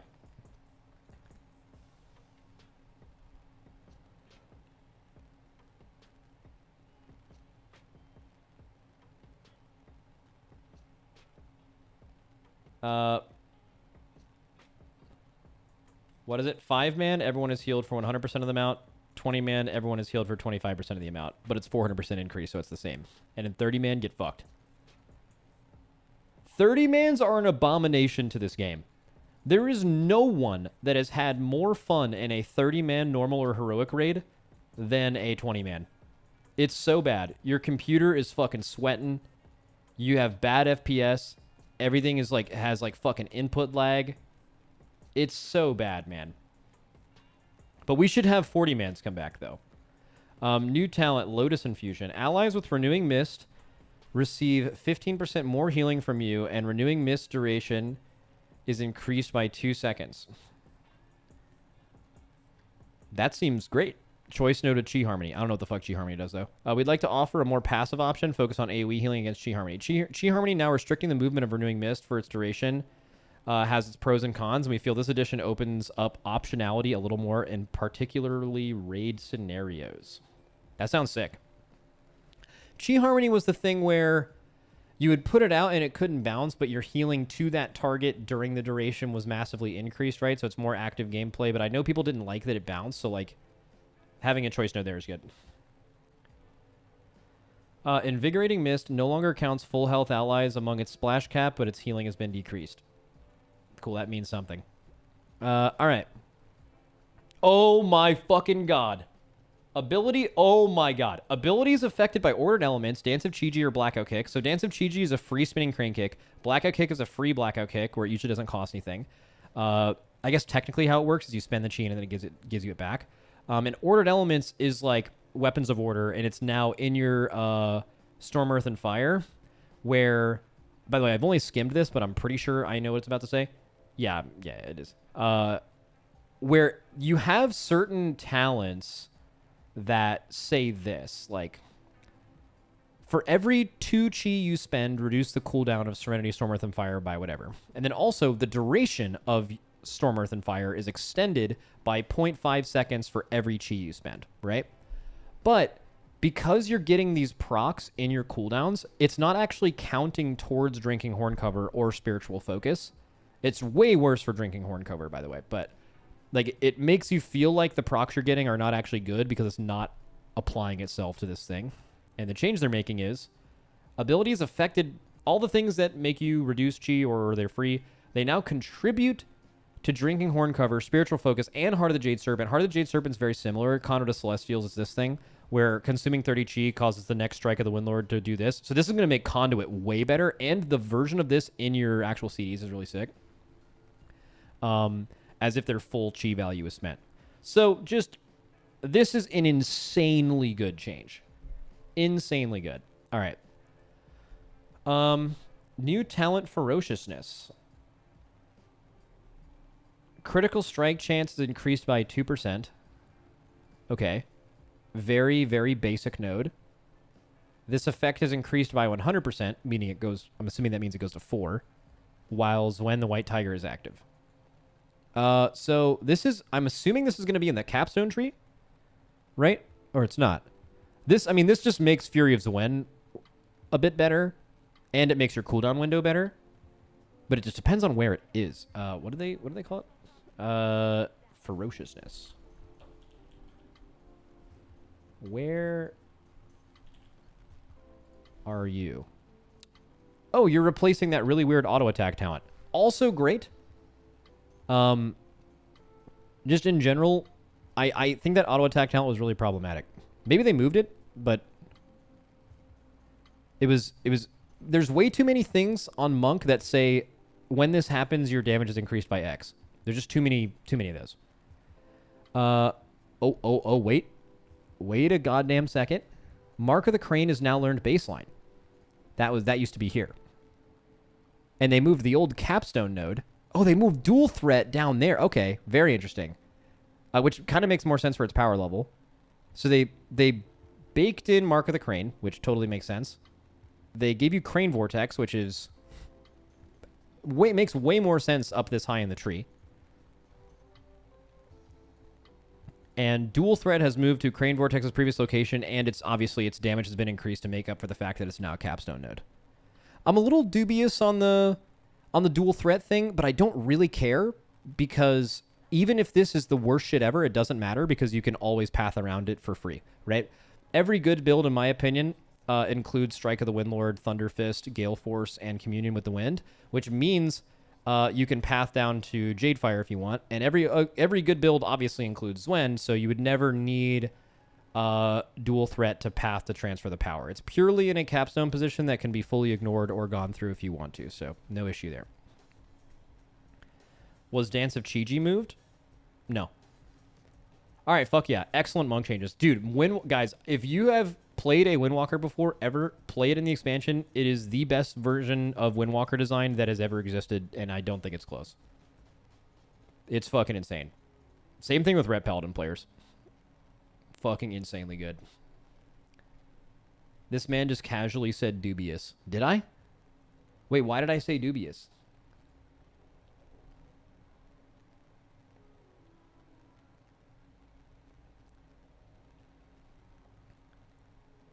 Like, what context did I say dubious? Put Ben on Windwalker next X-Pack? Bro, quote from Ben the other day is he asked how many characters he would need in the first week. And we told him, and he said, I'm logging the fuck in. Let's go. Exact quote. Okay, Holy. Avenging Crusader no longer costs Holy Power. It grants an additional charge of Crusader Strike for its duration, and its duration is increased. What the fuck is Avenging Crusader? Is that melee wings?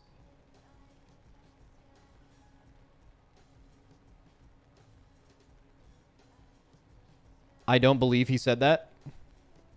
All right, bet. 1 second.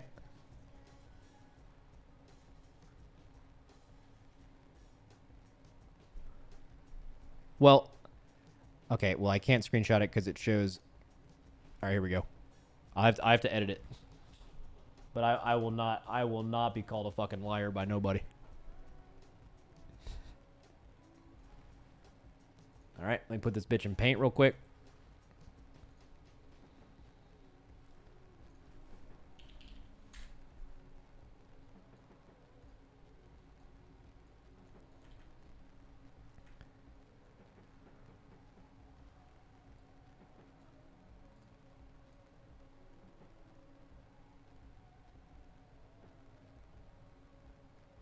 All right.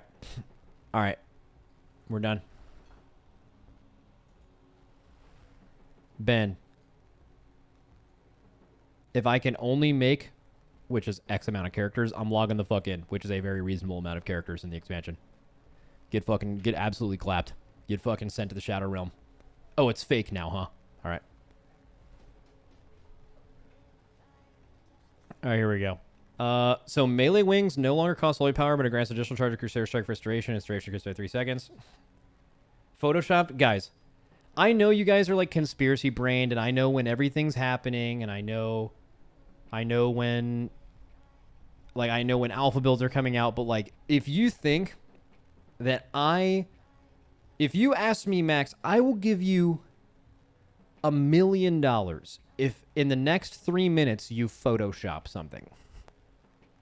In an hour, I would, if you said, Max, I'll give you $1 million if you can Photoshop something in an entire hour, or you die, I would die. I'm way too stupid to figure out how to do something like that. I don't want to die, but okay. Here we go.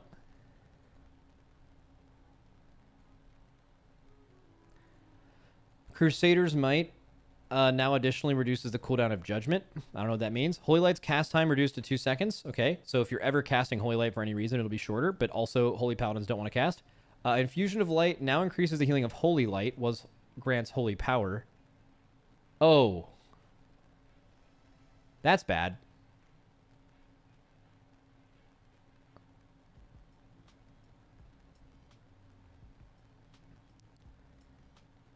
Right? Oh, but did people use Infusion of Light before? What is it? It doubles Holy Light's heal from what I've heard. Yeah, but casting bad. Melee Holy Pally good. Inflorescence of the Sunwell now increases the additional healing from Infusion of Light for Holy Light, which grants Holy Power. Ooh. All right. Ret. Radiant Glory's Wake of Ashes now grants less cooldown time, which makes sense. It was way too good. Radiant Glory's each Holy Power spend has a chance to grant you... Yep, nerf this too. Totally makes sense. I did a dungeon with Crusade and this talent, and my uptime on wings was 80, no, 70, 75, 76%, something like that. One dungeon sample size. They could obviously just nerf the proc rate of this, but I mean, it was fucking, you just had wings up permanently. Divine Wrath now extends the duration of Radiant Glory separately. New tooltip increases the duration by 3 seconds in Radiant Glory. Okay, cool. Okay, priest stuff nerfed. Again, hero talent changes that are not designed but are just tuning knobs being tuned. Just zero effect on me until I see them closer to the expansion. They could be 500% too strong or too weak, and it would just mean nothing to me until the game was about to come out. Design's the only thing that matters. Max, did you skip Blood Death Knight? No, I'm going to play Blood Death Knight later after this and deep dive it. It's my main focus of today.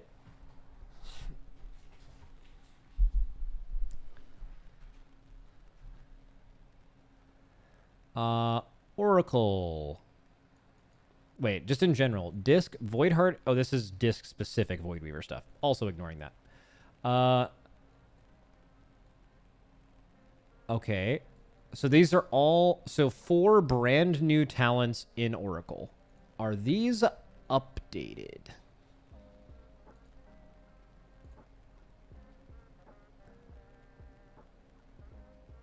Because they added a bunch of new talents. So I kind of want to just read this again from top to bottom if they added a bunch of new stuff.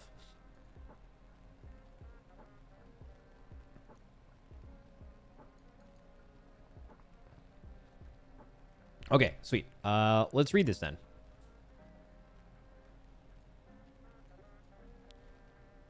Ooh, that's nice. I don't know if they'll take this, but... Your Flash Heal and Power Word Shield are 30% more effective when cast on yourself. I think that is a significant defensive gain. Like, being able to Power Word Shield yourself just as, like, a little personal before big raid damage goes out, having that be 30% bigger is, as long as it's, like, super easy to get, that sounds good. I mean, it sounds like pretty low value for, like, overall stuff, but just as, like, a nice, easy to path through defensive node, that sounds good for Mythic Plus, at least, because... In Mythic Plus, you're usually just hard capped by being able to live certain damage event happening multiple times a minute, and something like this would make that significantly easier. Nice, we need more defensives in the game. Yeah, but like until they're taking all the defensives out, which should happen, adding them to the classes that could use more of them is definitely not bad. Okay. So let's go ahead. Clean slate, chat. We're going to read Oracle as if we've never read it before, because it has been updated. All right. Premonition. Gain access to a spell that gives you an advantage against your fate. Premonition rotates to the next spell when cast. So there is no gaming it. It just casts it... every single time. Like, every single time you press this, it's going to go to the next one. Also, it has multiple charges. So, I read that here. It said added an extra charge. Oh, it's a talent. Okay, so let's just keep reading. So, let's go down the left side first. So, increases the damage absorbed by Power Word Shield by 15%. Maybe that says something different for Holy. Currently, I'm looking at the disc version. Power Word Shield apply 2 stacks of Prayer of Mending to your target. I think that's really good. It used to just be 1, I think. Now it's doubled, and you obviously put out a lot of Power Word Shields when you're, what's the cooldown called? Rapture? Yeah, so like that's going to feel pretty good for that, and you cast that spell a lot. Your Flasher, it's in the hero talent tree. That's why it's there. Your Flash Heal and Power Word Shield are 30% more effective when casting yourself. So that's pretty weak. And the other one is Desperate Prayer lasts an additional 10 seconds. And Angelic Bulwark's absorption effect is... So that seems way better, right? Well, I mean, it's kind of weird. Like, if you're trying to live 4 casts that happen within a minute that all are going to do 100% or more of your HP, right? You can live more of those things with Prophet's Will, but in general, a 10-second longer DP is good. So I think you'd most of the time play this, but I think there's a world where that makes sense. But first of all, one of the main things they changed is how this interacts with you. You no longer have to choose Piety, Insight, or Solace, it is something that just rotates on a cooldown, and you can get the other one instantly if you want because it's rotating on a charge system. Also, let's just kind of read what they do again. Increasing the healing done by 5%. Increases your healing done by 5% and causes 50% of overhealing on players to be redistributed to up to 3 nearby allies for 10 seconds. That seems really good. You pop that during your CDs, and now if you're overhealing anyone with your CDs, that overhealing will be put onto other players. That sounds great. Seems really fucking good, actually. Premonition of Insight reduces the cooldown of your next 3 spellcasts by 5 seconds. That's fine. Maybe I am not super familiar with Disc and Holy, but like maybe there's like certain cooldowns where that has like a ton of value. Like for Disc, is it Radiance? Would you want this on Radiance, right? You'd pop Insight right before you ramp. Let's see. On Disc, it means that every 3 minutes, your Giga ramp is going to be even more Giga. Presumably similar vibe with Salve. Okay. I could see that getting you a 3rd Radiance in your ramp. Okay. Let's keep moving. So, increases the duration of Atonement by 1 second and the duration of Renew by 3 seconds. Cool. Renew will be somewhat relevant to you because you are going to be putting out Power of Mendings.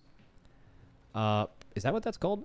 Prayer of Mendings. That sounded wrong. Okay. Angelic Feathers increase the movement speeds. When your allies walk through them, you're also granted the effect. And then for 6 seconds after casting Leap of Faith, you may cast it a second time for free, ignoring its CD. That second one is so fucking good for rating. So good. Nice. Okay. And here we go. This gives you a second charge. And let's read the right. There was a third option you missed. Oh, yeah. Your next single target healing spell increases your target's healing received by 25% for 10 seconds. So it doesn't increase your healing to that target. It increases all healing they receive by 25% for 10 seconds. So, yeah, you just kind of toss that on a tank, right? But that one's significantly worse than the other two.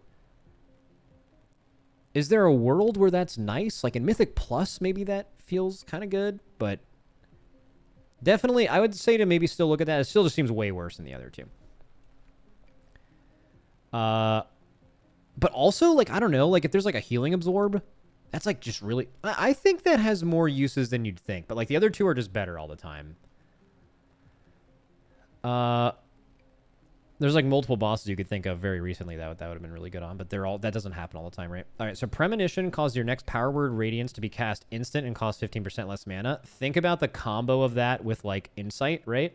Like if you're using this right before a ramp, you're going to be like right before a Radiance. It's instant and it gets the reduction and less mana. I don't know if Radiance is a ton of mana, but maybe that's relevant. Reduce the cooldown of Powered Life by 3 seconds and allows it to be usable. I don't even know what that button does. Max Vet phone call check. I have not received one yet, which means the previous surgery might be going long or something, but I have not gotten it yet. Pain suppression reduces damage by an additional 10%. That's for Disc. I think Holy is Guardian Spirit lasts longer. That's fine. Normally you don't see nodes like this, but also this is the only hero talent in the entire game that's between 2 healer specs. So I think something like this, increasing their externals, is fine. It's like probably one of the only trees you could do something like that. Okay, and increases the effect of Premonition by 30%. Okay, that's pretty fucking good, right? And the other one is reduces the cooldown of Premonition by 15 seconds. Great node. So if you were relying on a Giga ramp with Piety, for example, or with Insight, they both kind of feel really good. You would time it on the fight with Perfect Vision, or you'd use Fate Bender if the timings line up naturally to get a stronger one. And then the last node. After casting Premonition of Solace... Oh! Wait. So after... Okay, never mind. I thought they were making Solace way better from this. After casting all 3 of these, so your 4th use gives you all of the Premonition effects at 100% effectiveness. Dude, chat, I kind of fuck with this. This is way fucking better than it was. I don't heal, so take my opinion with a grain of salt, but purely design-wise, this is fucking way better, man. Make the 3rd one a little better. Because it's weird. Like, even though it's a double healing tree, you can't make it Giga Healer, man. Because one thing that would be bad is if, like, Holy and Disc were just Oracle for the whole expansion because they went super crazy on the healing stuff because it's the only... Oh, speaking of the call, 1 second.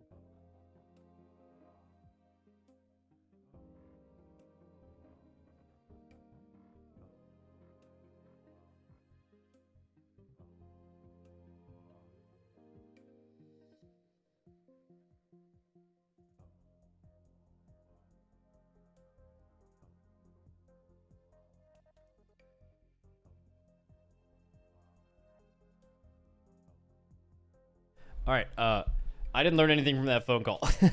I'll let you know in a second. So she's about to start surgery. I'm pretty sure why they called me. And then I saw the call. I picked it up my phone, but accidentally pressed the like end call button. So I was like, fuck. So I called them back, and I'm like, yo, all right, I'm here to tell me whatever you're telling me. And then they were like, all right, well, the surgeon is like getting ready to do the surgery, so he's gonna call you in like a few minutes. So they're just gonna call me back, and hopefully this time I'll be able to do that. Yeah. Ella's going into surgery.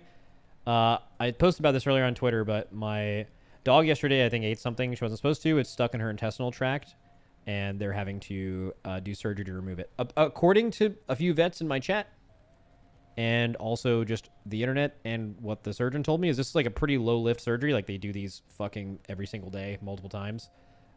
It's not super dangerous, but obviously surgery is always like a little dangerous. So we're throwing some L's in the chat for good vibes. She's just gonna have to wear a cone for like a few weeks. What did she eat? We're not sure yet. Sounds like a big sock. Never preferable surgery? Yep. Oh yeah, definitely never want to have surgery. Also, it costs $15,000. So that part also turbo sucks. Slam some Ellas and slam some primes, boys. Let's go. Get the primes going. Prime it up.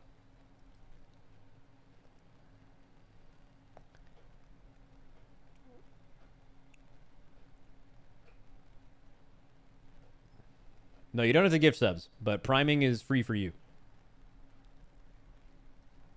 All right. Well, while I'm waiting for the doctor to call me back while he's putting his scrubs on or whatever the fuck doctors do, let's keep it pushing. I'm a huge fan of this. Does this move into like S tier Frostfire Mage, like Scale Commander territory? No. But I'd put this, like, again, as a non-healer, so my opinion, totally fucking irrelevant. Solid A, B, up there. That's where I would put it. But consult your local healer if to get their take on it.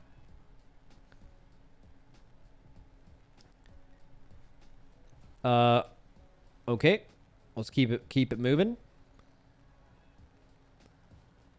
Discipline.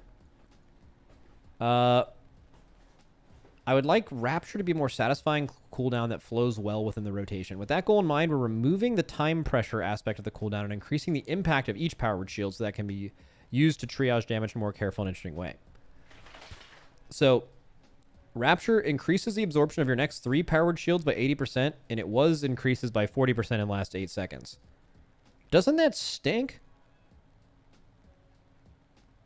I guess it makes your next 3 powered shields better, but wasn't the value of Rapture getting more atonements out in your group, and now that has effectively been nerfed in half, more than in half? That's bad. I mean, it's better in dungeons. It's, like, way better in dungeons. Like, I'm pretty sure Rapture is now, like, you could play around Rapture to live a, like, certain AoE mechanic in Mythic Plus. Right? Like, if your priest has Rapture, you just Rapture the 3 weakest people and probably yourself and 2 other people, and then you're living, right? That's turbo stinky with that's turbo stinky in Raid. I mean, the worst case scenario is you're just throwing out renews instead. So you can still do that. I don't know. Like, you know, now that I'm thinking about it, the fact that you can renew, the fact that you can put that big of powered shields on, like, the people who are going to die the most, obviously huge in Mythic Plus. Even in Raid, there's always people that are more in danger of others. Again, take my opinion with a grain of salt, not a healer. Way too stupid to heal. But yeah, anyways, we're making these changes to Raid cooldowns. We talked about this before. Luminous Barrier Absorb. Guys, I'm going to be real with you. I have no idea what this is. I've never heard the word Luminous Barrier in my entire life. Where is that? Luminous Barrier. Right here. Instead of Powered Barrier. Get the fuck out of town. You will never use that shit. Absolute ass. Turbo ass. Powered Barrier is like... Is it still 20%? Yeah. Fucking ain't no way. Absolutely broken button.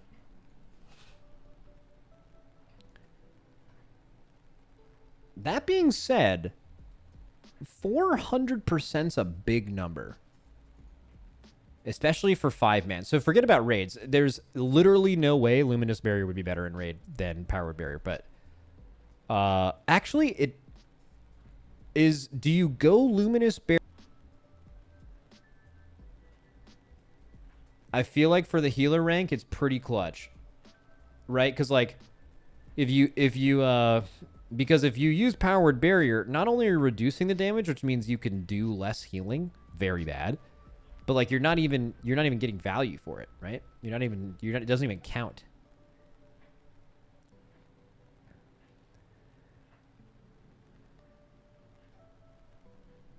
What is it? Maybe on a super spread fight? I mean, you've been able to play Luminous Barrier in a super spread fight, but you'll never do it because Powered Barrier is just too good for stacking that you'll find a way to stack because Powered Barrier exists.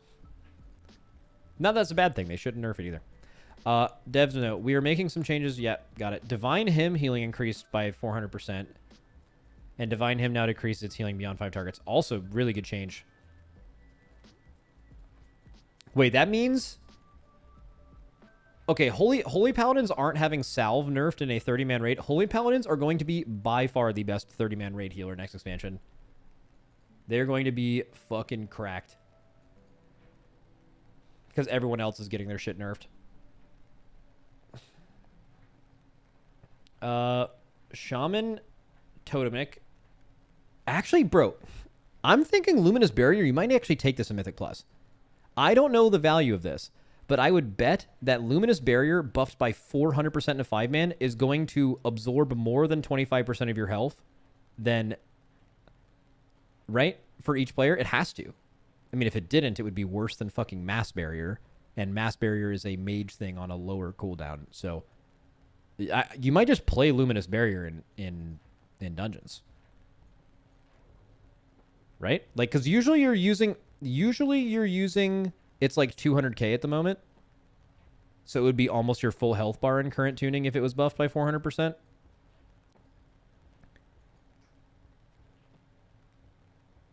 I mean, it is. You're gonna play this in 5 bans, I'm pretty sure, because you're usually only using barriers in raid. You really want to like live a ton of damage over a long period of time.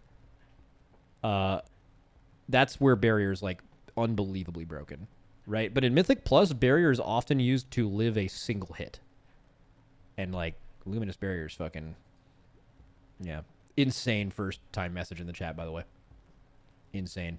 All right, here we go. Shaman Totemic Hero talent tree is now fully implemented, and a new totem model for the Surging Totem is added. Okay. Insane first time chat. All right, Resto.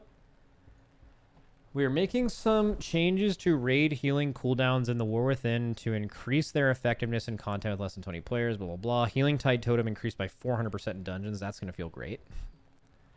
Okay. I want to stop here with healing with Resto, though. Apparently there were some more changes that weren't necessarily posted or something, but Resto Shamans are more and more chain heal based now. And while that is very good just for their overall profile, I think something that people should be keeping their eye on is Resto Shamans have something called Ancestral Vigor. It's I think it's in their spec tree. I don't know where.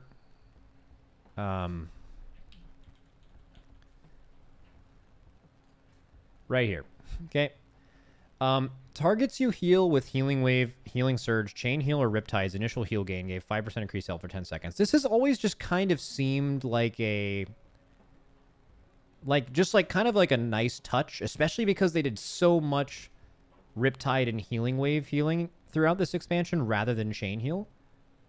You don't really think about this a lot. Chain Heal or Ancestral Vigor does not stack. One shaman cannot put multiple stacks of this on a person.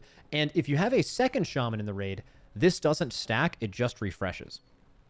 I think with shamans being more chain heal based, I think people are going to really want to look at the uptime of Ancestral Vigor on your raid group, especially with the chain heals, the extra chain heals coming from like the Totemic tree. And it's, I don't know, like if we're inching closer to the territory of shamans having a very high or almost 100% uptime of Ancestral Vigor on the entire raid, or let's say a like during the hardest part of the fight where they're pumping out the most chain heals, you have a 10% HP gain on the entire raid. That's a fucking raid buff. Like that's something you need. That again, Ellie Shaman get fucked, but like Resto Shaman is also another class that doesn't have a raid buff. If you have a high uptime of this for the first time in like 3 or 4 expansions because you don't chain heal anymore as a shaman for a long time, this will be something you absolutely need in your raid. Like it's better than the fucking priest buff, right? So something to keep your eye on if you're a shaman, I think.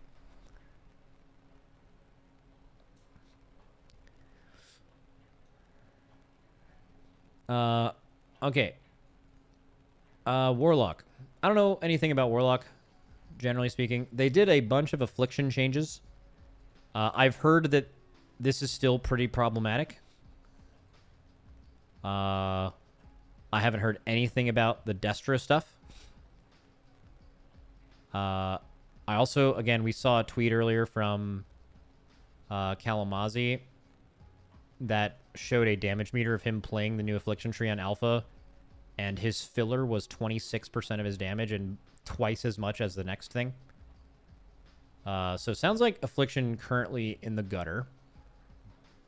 And Destro had a huge talent tree rework last week. They had the most 2-point nodes of any class in the game. And now they have among the fewest. And They made more changes this week. It looks like they did a lot of movement, which is good, because when I looked at this last time, THD pointed it out to me. When you looked at the capstone level of the Destro tree last week, it just looked like a fucking wall of things. And it looks like that still exists on the bottom, but it seems like they moved a lot of that stuff up that was usually in this row. Like this row is like there's 3 things, and then so I'm not sure exactly about the pathing. But what was it last week? Or what?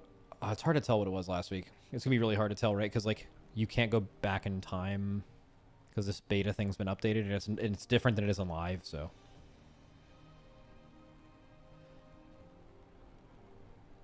6 capstones. The amount of capstones there are isn't relevant. You can have a tree with a bunch of capstones. It's just fine. Are there any 2-point nodes there? In their spec tree, I think they have 0. Yeah, none. And they used to have 16. Class tree still is a decent amount, yeah.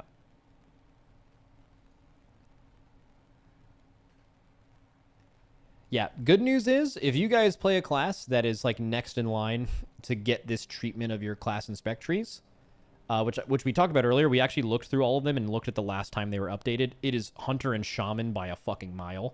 Like, those are going to be the next 2 classes to get this like month-long thing that's been happening.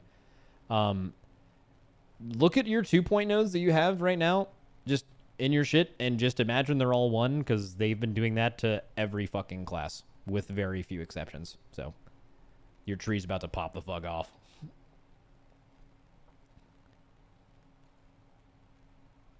We'll see if that happens. If what happens? Them removing 2-point nodes? They've removed 2-point nodes from every tree they've done in the last, like, just everything. Oh, you mean, like, if they'll actually get worked on? I mean, I understand being a doomer. Like, fucking respect being a doomer. But, like, I think it is obvious that you're getting this, right? Like, they've gone through almost the classes in order. We could even make a little timeline for each one to, like, when they've last been looked at. For the last month since Alpha's come out, they've been working on, like, 5 or 6 different classes with a bunch of different notes every single week for them. Hero talent and class and spec. And they're, like, most of them are almost done, especially Monk.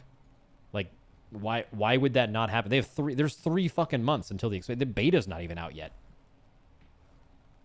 Like, there's like the scenario where the 2 classes that need it the most and are next in line, and they're doing an insane amount of changes. The fact that they don't get touched at all until the expansion is like, it's nonsense. There's no way. But I do respect being a doomer and just never thinking anything's going to happen that's good for you. That's actually kind of sad. Imagine being that down bad about your class that you're like, we're never going to get anything nice. Max, do you really think the expansion drops in 3 months? I think the expansion comes out like beginning of September, maybe late September, but like probably beginning.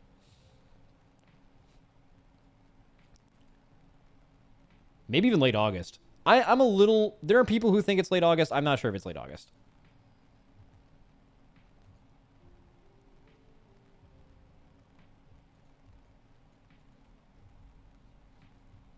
Like maybe like pre-patch late August or something.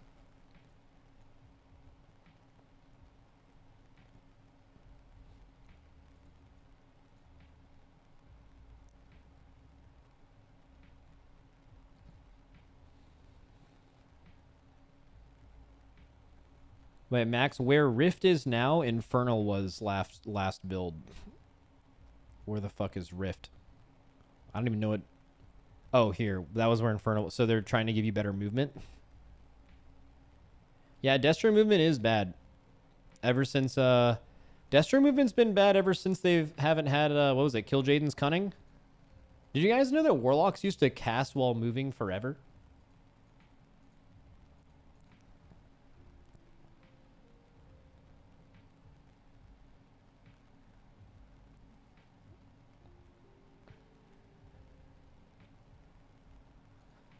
All right, I think that's all the changes there, right? Oh no, Warlock, Warrior stuff. Okay, so I mean, I'm just not smart enough to know what they did here, but it sounds like Affliction still has problems. Okay, so Warrior, second wind gains an additional effect. While you're below 35%, it restores 1% health every 1 second, and the amount restored increases the closer you are to death. which was max 2%. So second wind will do what it's already doing, but it's also just while you're below 35, you're just gonna be pulsing at minimum 1% health a second. That is very good. So the last time that this existed in the game was in it wasn't Mop, was it? When did they get rid of second wind? Was it Mop? I know it existed in Mop. I don't know if it was just removed after Mop, but it was Mop was the last time I was here. Yeah, so in Mop this was crazy. Like, you almost brought warriors to your group because of this. It did so much self-healing and they were super tanky because of it. I don't think this is it going to be good? Yes. Are you going to take it? Maybe, right? Or yes, I don't know. But it's not nearly as good as it used to be, right? We've talked about this recently when we've looked at like Automatic Jack's YouTube video. He talked about recently of like how healing is a problem and shit like that. And the reason I'm pulling this up is, hey, what's going on? Hey, he shows a few clips here of what raid healing used to look like before Dragonflight, and I want you to pay attention to it. Okay, so look at these raid frames on a raid fight. This is even in BFA. In Shadowlands, it was like this too. Do you see how long you can actually sit below 50% health, and that was just normal, right? So when the game is designed like this, which is correct, second wind has a ton of value, but as you'll notice, your raid frames never look like this on live. This is completely unrecognizable from Dragonflight. Dragonflight, if your raid frames looked like this in Dragonflight right now, right here, and you didn't have like a disc ramp going or like a monk about to revival, your whole raid's fucking dead. Like, you're gonna die instantly, right? Which is bad. You know, it's just a way less fun version of the game. But if they can make your health bars look like they used to when the game was better, then that will, or at least that part of the game was better, then something like Second Wind gains a ton of value. Where right now it has very little value, because if you're ever below 35%, you're going to die in the next second. And if you are not dead, or if you're not going to die, you're going to be instantly healed to full, giving this 0 value. Tier 1 talents have been slightly rearranged. Cool. Colossus. Oh, interesting. Bone Shaker now increases the stun duration of Shockwave by 1 second, was 2, and slows the movement of all targets by 40%, whatever. Yeah, so this Spectre thing for Colossus made Shockwave a 4-second stun, which is fucking nuts. I think that made it the longest stun in the game. AoE stun.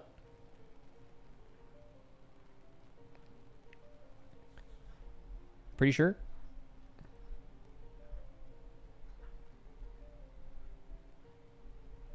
Right? Is there any AoE stun in the entire game that is longer than 3 seconds? So Leg Sweep is 3 seconds. Chaos Nova's 3 or less second. They've been this way for the whole expansion. I think maybe even through Shadowlands. Wake of Ashes? That's a niche undead only thing, yeah. Chaos Nova is 2 now, yeah. So 4 is like crazy. It's like what stuns used to be. Shadow Fury's 3. Everything is max 4. Yeah, but like, you're saying everything is max 4? I don't think anything is 4. Nothing. Nothing in the game, no AoE stun in the game is 4. Except for Shockwave, before they made this change, which is why they changed it.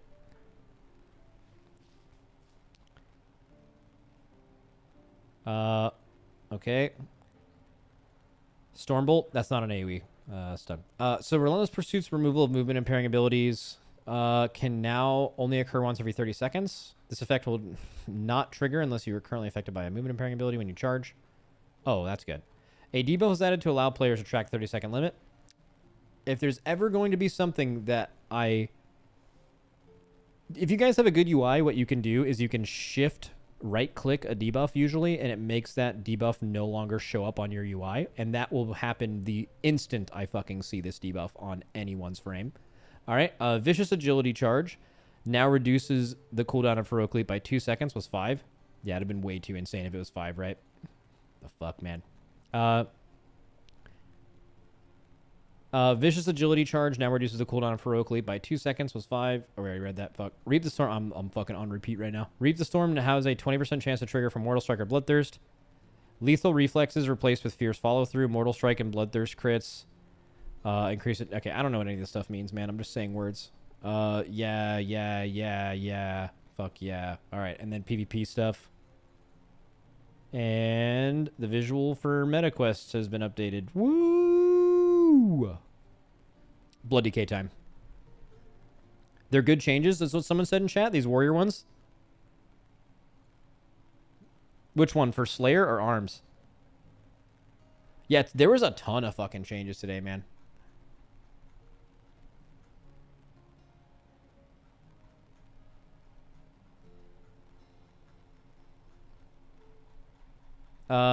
Okay. Wait, Dorky's still streaming?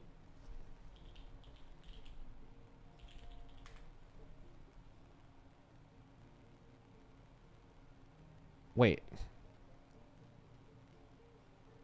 You're just streaming, but you're also chatting? Dude, that's crazy. I could never do that. I would never have the mental bandwidth to do that.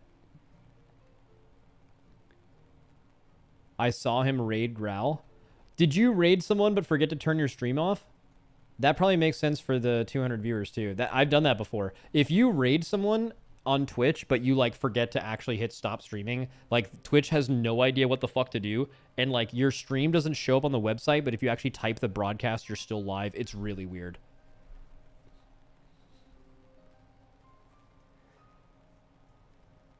Now he is off. Dude, you guys bullied him into turning off his stream. This is what I'm talking about. You guys need to cool. You need to cool with that shit. That's crazy, chat.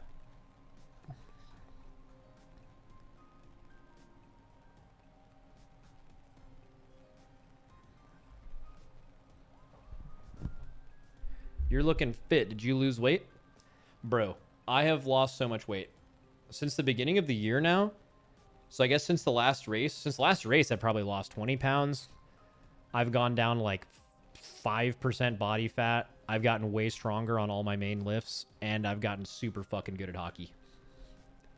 It's been great until I got injured recently, and that was the worst thing that's ever happened to me. Except I had a really good skate today, and I think I'm going to be good by next week.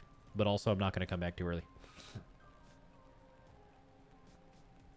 He was hate streaming me? Wait, really? Dude, I did that yesterday. Yesterday, my title was hate watching Dorky doing Mythic Plus until the alpha build comes out. I was only live for like an hour, but we had to do it. Someone has to do it. It has to happen. All right, let's look at Blood Decay here. All right.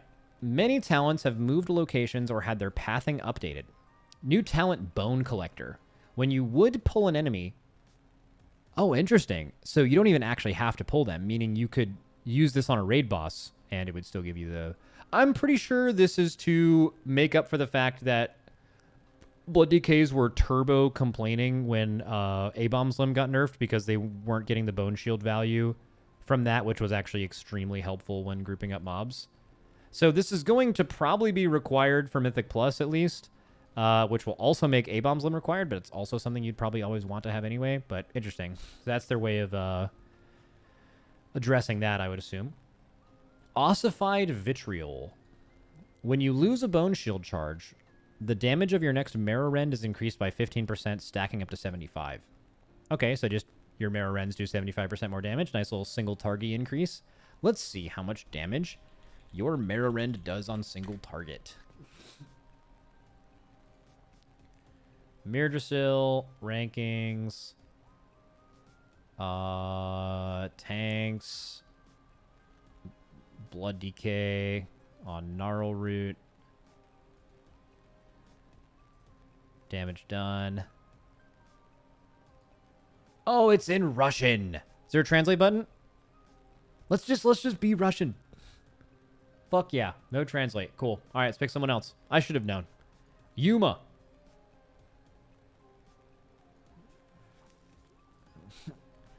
Oh god.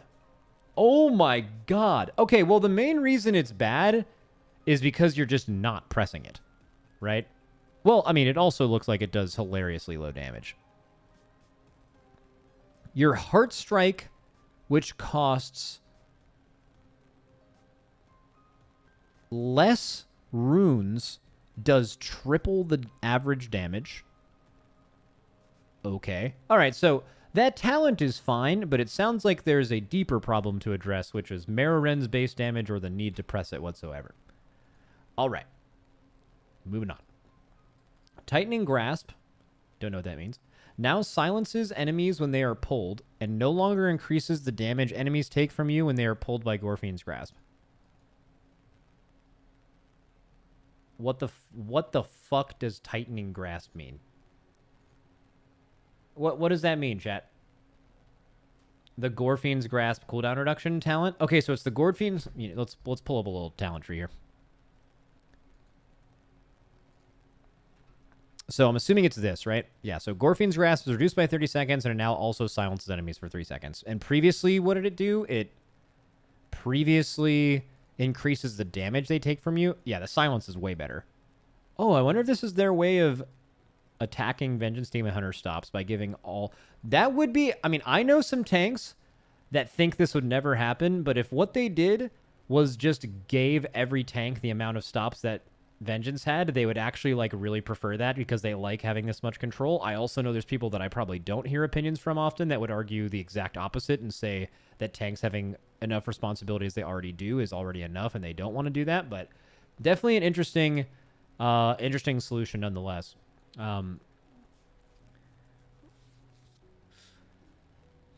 Also, wait. I mean, is this even really a stop? Like you're gripping them, which is going to stop their cast. I mean, I guess. This is, I mean... I'm convincing myself that's not very good. I mean, the CDR on Mass Grip is really nice for raids and stuff, but like... do you even take Mass Grip in Mythic Plus? I mean, it's a 2-point capstone level selection. I'm going to guess no. I'm going to guess you don't.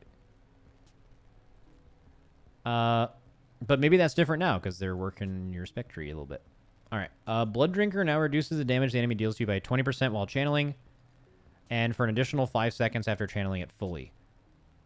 Now also generates 20% additional runic power. Oh, fuck yeah. Dude, oh, that's fucking sick. First of all, Blood Drinker is awesome. I've played a lot of Blood DK. I'm pretty sure I played Blood DK in like 5 or 6 Race World First or something. Any build of Blood DK that doesn't play Blood Drinker is significantly less fun. The fucking suck is so good, dude. This ability is insane. It is the most fun fucking button. If you ever play Blood DK without it, it's so much worse. And this is going to turn it into an actual short duration DR. And a little extra runic power. Oh, it's going to be even fun. Bro, that's so good. It's still hard to take. Bro, that's still such a good change, though. Consumption now also causes your Blood Plague damage to occur 50% more quickly for 8 seconds, and it generates 2 runes. So Consumption is the Legion artifact ability that they've kind of just baked into the class ever since, but it's always been extremely dog shit. Is it still extremely dog shit, and where is it? It's a choice node with Blood Drinker. Yeah, that's tough, man. Probably still needs to be a lot better than that. Cool. Oh. Bone Storm no longer costs runic power. All right, let's see the cook. Let's see the cook. Costs up to 10 bone shield charges. And it lasts 1 second for each charge consumed. And then it also will generate 1 bone shield charge every 1 second while active. Okay, so if you use it at 10 bone shield, like going into a pack, you're still going to have that bone shield initially, and you're going to have it generated. That's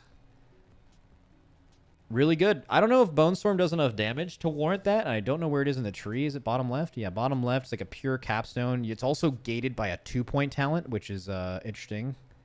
But I mean, I've always loved playing Bone Storm, but like it's just the idea of pressing Bone Storm on a Blood DK and it taking runic power is crazy because like 100 runic power, I'm trying to, guys, it's super weird to compare Blood DK's way of surviving to every other class, but like how valuable do you think 100 runic power worth of Death Strikes is?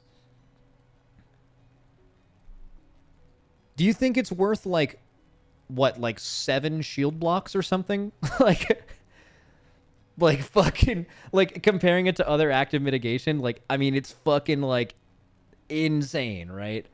So like using Bone Storm before was like, okay, if anything happens in the next 5 seconds, I die, right? And I can't do that. I want to die. So just it changing runic power alone is so good because like just the value of runic power is so high. So that's a great change. Love that. Oh, reinforced bones now also lets bone shields stack in 2 additional times. What the fuck is reinforced bone? Well, I haven't played Blood DK in so long. It's a 1-point talent. It increases your armor from bone shield by 10% and can stack 2 additional times. Fuck yeah. Oh, that's really good. It's really good for Bone Storm too because it'll consume up to 10, right? So I think is what that said. It'll consume up to 10, which means you don't actually go to 0 when you use this. You'll only go down to 2. You can go bone build, bone gang. Reinforced bones now, okay. Heartbreaker's runic power per target hit was increased to 2, was 1, now 1-point talent. Okay, +1 spec talent. Or +1 spectry point. Perseverance of the Evan Blade's versatility bonus. All right, first of all, let's bring that talent name back to the workshop. That's tough. That's not good. Perseverance of the Evan Blade's versatility bonus increased to 6%, was 4. Now 1-point talent was 2. Yeah, getting 8% versatility from 1 talent would probably be a little extreme. So this is one of the cases where when they're reducing the talent, meeting you halfway is kind of fair. Is that actually what that does, by the way? Perseverance. Is it not here? Oh, Perseverance of the Ebon Blade.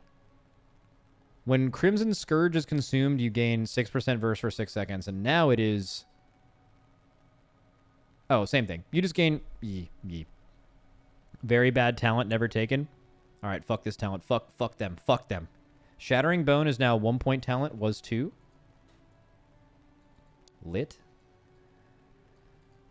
What is Shattering Bone? Is that... Oh, is that the thing in the capstone level that I was just complaining about? It is. Let's go. Easier to take Bone Storm.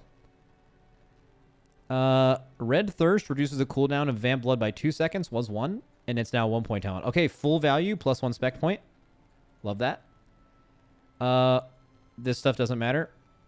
All right, that is... So what's actually changing? Like, let's look at a Blood DK, like, raid build. Right? So, Wowhead on live. Tell me what Blood DK looks like in a raid right now. Season 4. Raid. All right, give me some talents. Give me some talents fucking right now. Best builds. Tree isn't updated fully. Got to do it in-game. Not updated on Wowhead. God fucking damn it. All right, I'm logging in.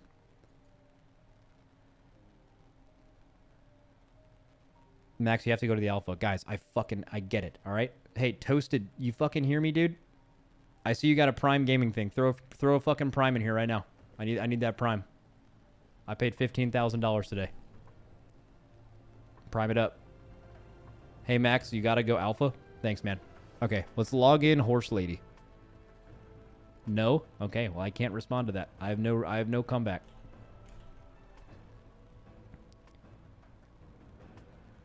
Paid 15 grand for what? A t-shirt. There's a new limited edition t-shirt. Nah, my dog's having surgery.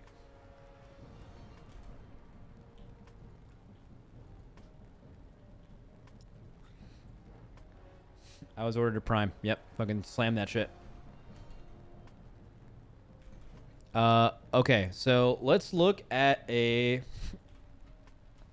Blood DK talent builds raid build. So let's look at if you're just a raid gamer. I'm just gonna like put this in. I'm gonna put it on my other monitor and just slam it in real quick. Acknowledging that it's a little diffy because I'm looking at like live shit, but oh, this is super annoying actually. Holy fuck, this is gonna be hard. Everything is so everywhere. Everything is just everywhere.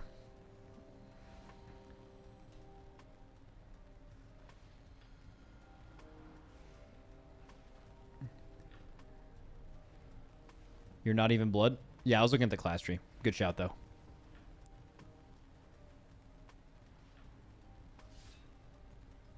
Okay. Oh, let's do that. All right. You know what? Can we just ignore the class tree for now? Because that's the most different thing ever, and I think we're gonna be burying the lead a little bit. Let's go spec tree only here. All right, so here's what Wowhead says the live raid build is. Although some things are moved, but we're just gonna path the same way. Oh no, Death's Caress is now passive. So you actually, I said this stuff doesn't matter. I was very wrong. So this right here, it said, Death's Caress and Crimson Scourge are now just learned when you level. I didn't parse that means they're passive, because Death's Caress used to be right here. So that's just a straight up plus 2 points. That's fucking insane. God, how many points did Blood Decay just get? Baseline? Holy moly. That is good. Blood Decays are feeling good right now. All right, let's keep this raid based. So raid build apparently does this. They do that. They get the Heart Strike points. Still a 2-point node. And I'm mad. And look at that, I'm mad. Okay, so Ossified Vitriol is normally where you took Death's Caress and how you path to Relish in Blood to get down to Rapid Deconsumption. And you never wanted Perseverance of the Ebon Blade before, so let's just ignore that for now and just do like the reggy stuff here. So Insatiable Blade, and then we want Everlasting Bond. That's very cool. And then we're going to grab Heartbreaker, which used to be 2 points, and now it's 1. And then Gorfine's Grasp is here. Okay. Wait. Is the class tree fucking different? When did they put IBF at the... Oh, they did that last week. Yeah, IBF's at the top. I remember that. Sorry. It's fucking fat. In the change notes, they said they wanted to make Gorfine's Grasp easier to get. Oh, did they actually spit a little bit in the... Did they actually do DK-specific notes? Oh, they did. I didn't read these. I should read these. Oh, it's not that long.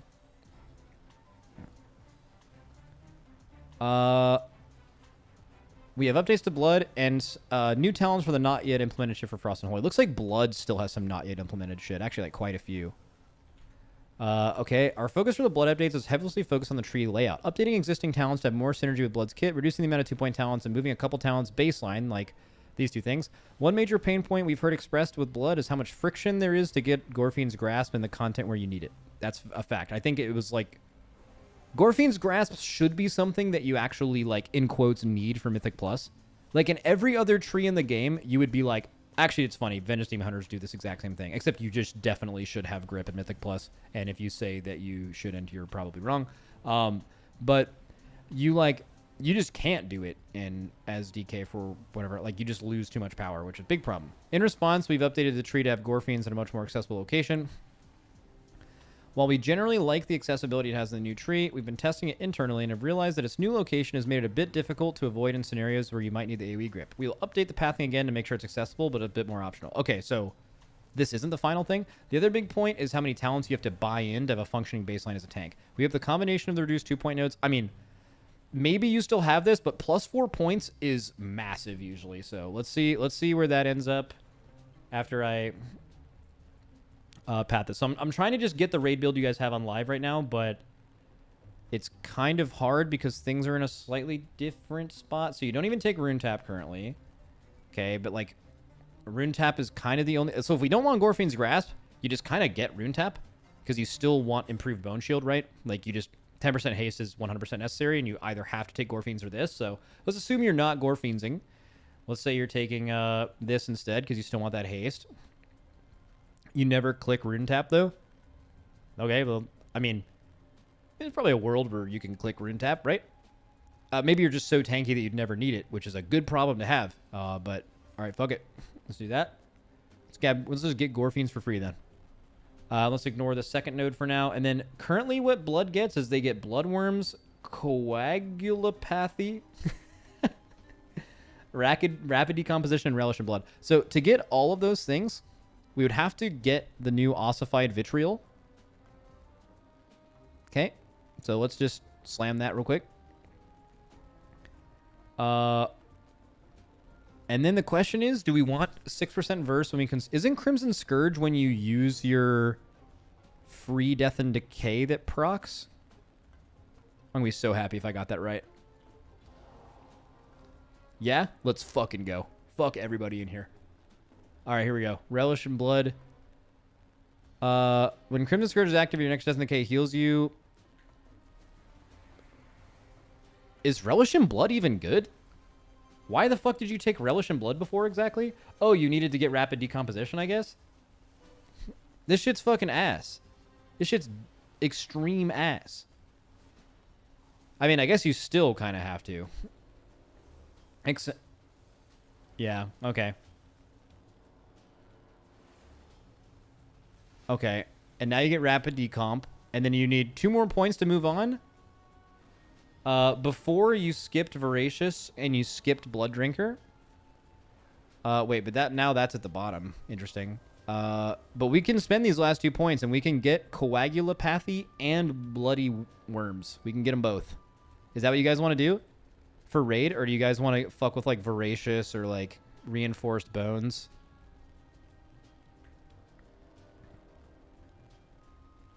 Need Coag? Yeah, Coag looks good. What about the Worms? All right, let's get the Worms too. Fuck it. All right, so this is where it's going to get really hard. You deal 6% more damage and receive 5% more healing. Can we... Okay, these nodes are fucking ass. We just got done talking about how, like, Vengeance Demon Hunter has, like, a bunch of really cool nodes, and there's, like, 5 or 6 different builds you can play. There's, like, the Dad build. There's the Coward build. There's the China build. There's the Now build, the Dorky build. There's the Dumbass Class Discord build with no grip in it. Like... You have all the different builds, right? Like in DK, you're out here spending... Like I'm looking at what the current live DK nodes are. Where they have like...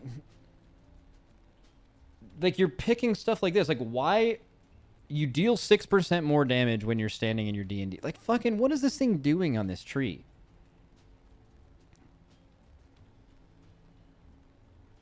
I mean...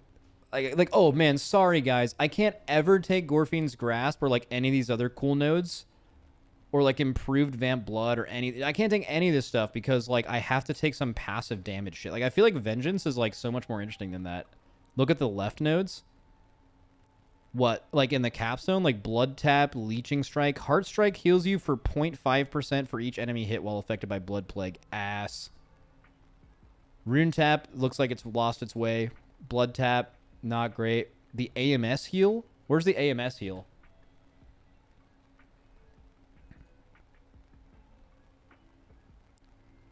Where's the AMS heal? Below Blood Tap. Anti-Magic Shell heals you for 100% of the damage. Yeah, that's fucking unbelievable. Yeah. Okay, so they still got a lot of cooking to do here, but we'll see how much better.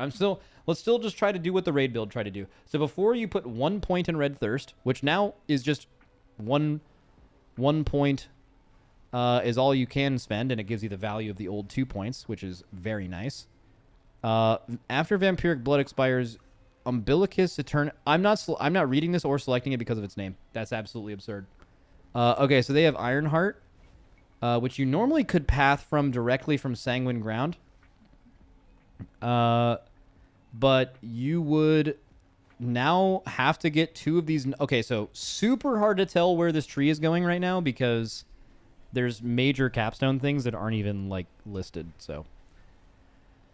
Good stuff coming after this. What does Umbilical Cord do? After Vamp expires, you absorb damage equal to 5 times the damage your Blood Plague dealt. That actually doesn't sound like it would be too bad. If it's not good, it's just a tuning problem, because you get a lot of Vampiric uptime. I'm assuming if people don't like this, it's just because the Absorb isn't tuned to be high enough. Like, you should get an... Bro, if you're, like, AoEing 15 mobs, you should have an Absorb for, like, fucking 3 times your HP bar.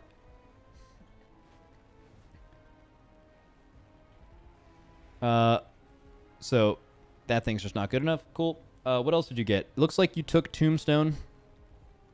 Looks like you took 2 points in Shattering Bone previously, which now you'll only take 1. And then you have Heartrend. And then you get Purg. And you also looked like you get Ironheart and Bloodshot is what you wanted before, which are just damage nodes. This is so fucking shit. Dude, I can't believe I haven't looked at this. This is so bad. Okay, so let's just assume, like previously, I mean. So let's take this not yet implemented talent, but it is a capstone, so assume decent power from this. And then let's take Ironheart, and let's take Bloodshot again. All right, so now you have everything you had before, plus Ossified Vitriol, plus, what is it? Plus Scorpion's Grasp for free. Every other talent you previously had, or they're baked in. You have the not yet implemented one, and you have one extra to spend on whatever you want. It could be Bone Storm. It could be Umbilical Cord. It could be Blood Drinker. I think in Raid, it's probably Blood Drinker, unless like Bone Storm does way more damn. Probably Reinforced Bones. Yeah, for the Bone build, right? Love Bone build. Dude, it's funny that Voracious probably isn't even good because Deathstrike lay on hands you. And it's like healing you for 15% more is just still a lay on hands.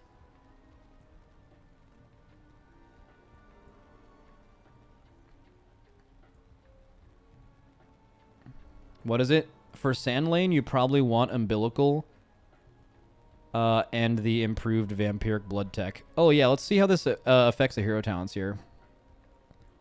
So why?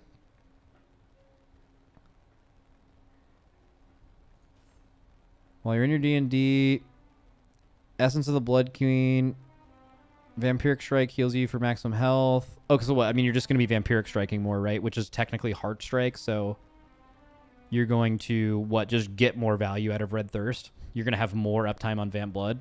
Is it just that simple, or is it more complicated than that? But nobody wants Sand Lane? Come on, don't be a fucking idiot, chatter. Guys, if something's like not currently good or Deathbringer's like more fun, you still like to think about what potential talents you'd play differently for another hero talent, especially because this stuff is going to be tuned up and down and balanced and 100 times before it comes out. You got to have those conversations. Don't be a fucking like bird brain Twitch viewer that's like, well, that's currently not the #1 simming thing, so I don't care about Sand Lane. Fucking that guy. Come on, man.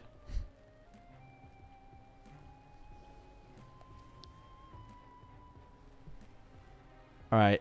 Your Heart Strike and Skirt Strike has a 3% chance to refund a rune. Vampiric Strike doubles the chance to refund a rune. When Vampiric Strike... Oh, wait. Is this what it is? When Vampiric Strike damages an enemy affected by your plague, it consumes a disease to deal 200% of the remaining damage to the target. While it's active, your Vampiric Strike no longer consumes your diseases and instead extends the duration of your diseases and deals 20% remaining. But that's probably not going to stack with this, though. It should. Like, the damage you do with that should probably... Because I think it might actually make it worse. Kalamazzi, you got some fucking explaining to do, big dog. How come on my pop-out Twitch, it says monitored suspicious user when you're typing? What the fuck did you do? Do you realize how bad it is to have this tag? The people who have this tag have been banned in Fired Up stream or Team Liquid stream. There's the only possibility that you've been banned. And the people who get banned in those streams have said some unbelievably unholy things or are hopeful. Like, Hopeful gets banned all the time in Fired Up stream for some reason. But, like, besides him, you have to say... I mean, guys, if you have seen the chat logs of the people that have this tag in my chat, they have said some, like, fucking war-starting kind of shit. Just, like, crazy. Oh, also Touchpad Warrior. Because Touchpad banned me as a joke in his chat. As a joke, I see. Yeah, like, imagine... Like, so this is it. So, the only people who come in here and have this are either Hopeful the Mage, or they are people who unironically got banned in Fired Up or Touchpad Warrior's chat. Right? Like, in... So you could probably get the idea, like, what the fuck would you have to do to get banned in those chats besides be a despicable human, you know? So yeah, it's just it's a rough look, man. You're despicable.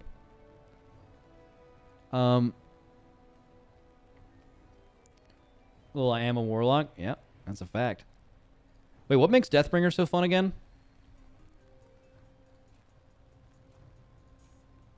Oh yeah, you get like an on use 1 minute cooldown, 2 rune, Reaper's Mark. You get a ton of haste and crit.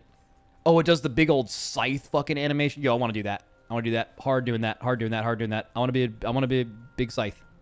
All right, doing that. Oh fuck, I have to spend all these points. All right, speed run. I'm gonna take a bunch of bad talents. That's not correct. That's not the right build. All right, here we go. I think we're good. We have to spend one more point. Let's get Bone Storm.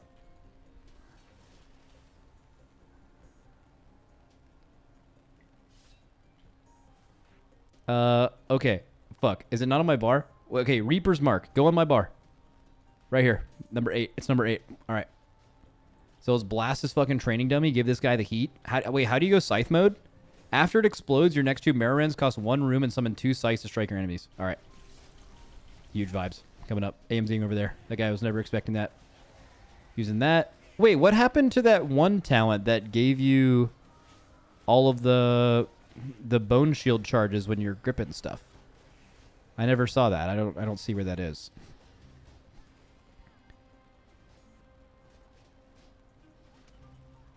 Wait, right? Am I crazy? They like definitely said that, right? Is that just one of the not yet implemented ones?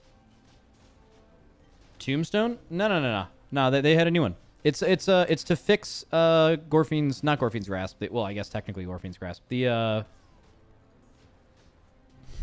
It's this. New talent. When you would pull an enemy, generate 1 charge of Bone Shield. That's what it is. So like, if you Mass Grip, you get instant Bone Shield cap. When you press A-Bomb's Limb, you're going to constantly be generating Bone Shield. That's what this talent will do. I'm assuming it's going to be one of these 2 right here. Forced Pathing, row 3. Oh, no. Not true. That is going to be a different talent. It's actually given to you for free. That's so fucking good, by the way. Before, when I was telling you all the stuff you got for free, I forgot to mention that.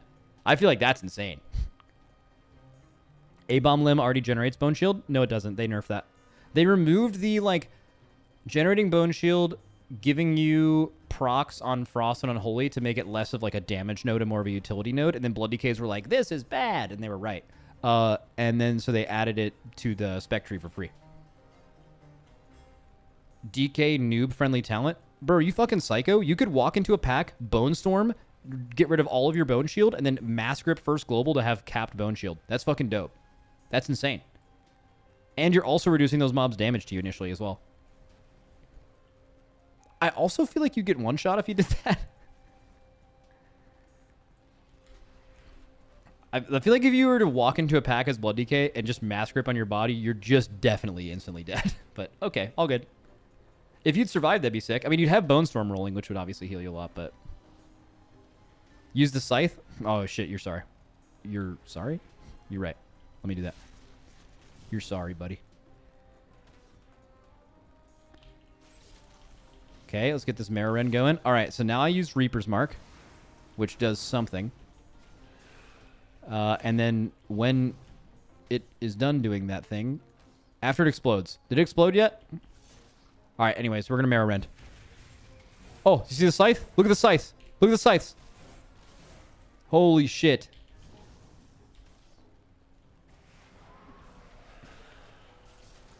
Max dancing rune weapon cooldown on bone shield consumption. Wait, did you also gain that?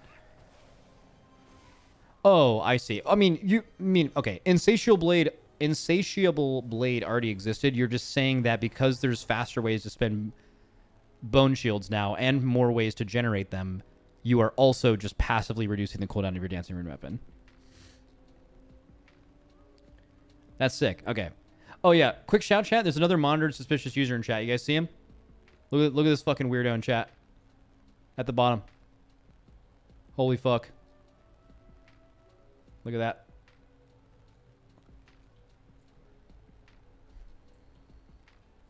That's insane. You got to get rid of that tag, bro. You got to get that mod to unban you, or else you're going to be stuck like that forever.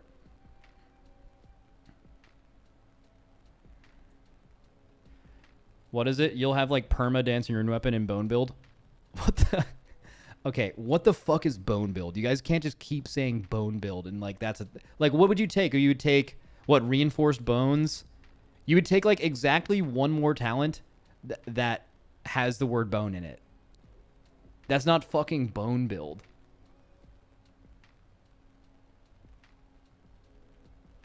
Foul bulwark too. Each charge of bone shield increases your max health by 1%. That's so bad. Well, it's actually not bad. Like 10% max health is not bad for one node. But I mean, it's not exactly that, but wait, not that one? Dude, that's how you know you have way too many nodes you need on like the DK spec tree, because like you would say something like a 12% max health node is bad. But that's just like definitely not bad. Especially on a class where your entire bit is using your HP bar as a resource.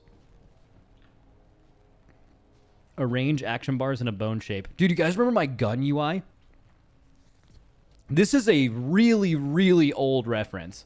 But like, I was messing around with my own UI before I started using Kevin's. And like, I started doing it to where like, I don't know, I was just changing the shape of it a bit, and then it randomly just looked like a gun. And everyone was like, it's a gun. I'm like, it's not a gun. And they're like, yeah, it's a fucking, you made a gun. I don't know if anyone will have a picture of it, but it did look like a gun. I think it's because, here's what it is. So if you look at my like UI, right? So like twitch.tv/maximum, I know exactly the thought process that led me to the gun UI. It was this thing. So if you like look at my UI, right? I noticed that I pay attention to things more on the top bar and on the left. So like I am more aware of things from left to right, which is why I have my shorter cooldown things on the left or the right.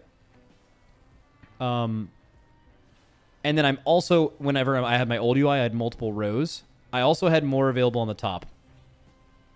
I like paid attention more to the top. So I tried to make my UI where I just had a bunch of stuff on the top and a bunch of stuff on the left to like mess around more with that thought process. And it just looked like a giant gun.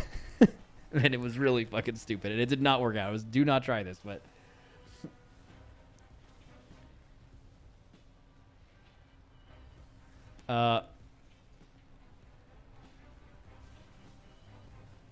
very lit.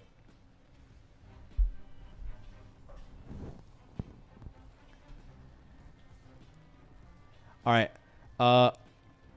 Kyrasis messaged me and he said the Discord hates it because it does 0 damage, but UE is very good at Mythic Plus. What the fuck is UE? Oh, Umbilicus Eternal or whatever.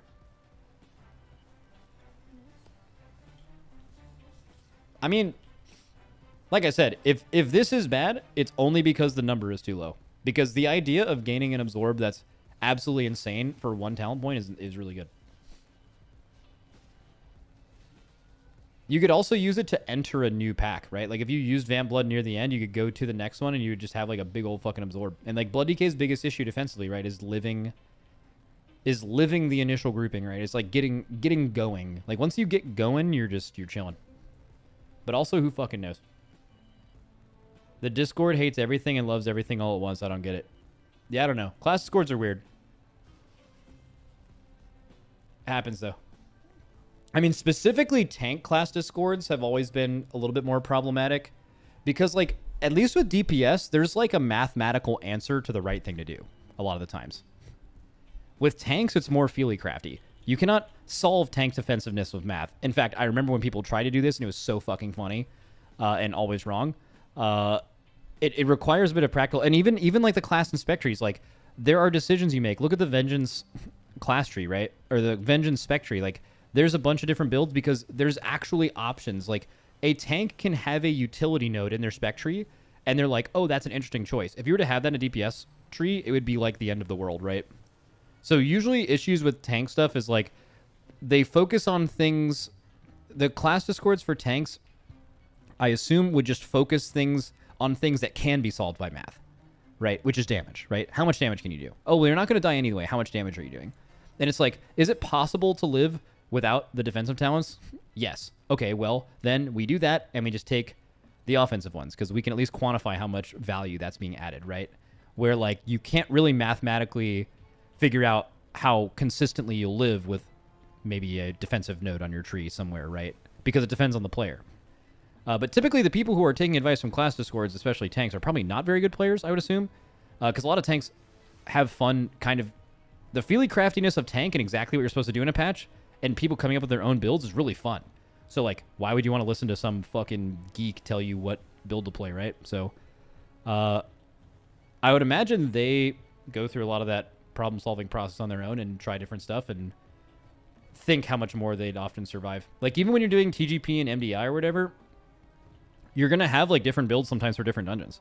Like, if you're playing a Guardian Druid, there might be a dungeon where you're, like, playing, like, the full damage stuff, and there might be a dungeon where, like, that's super risky. You're never going to time this key without it. You're not actually chasing the timer. You're chasing being alive, and the hardest roll is tank. And you take, like, the giga tanky bitch build. But that's, like, the right choice. It totally depends. You can't do that with math. You just do that by playing the game and knowing what you're talking about.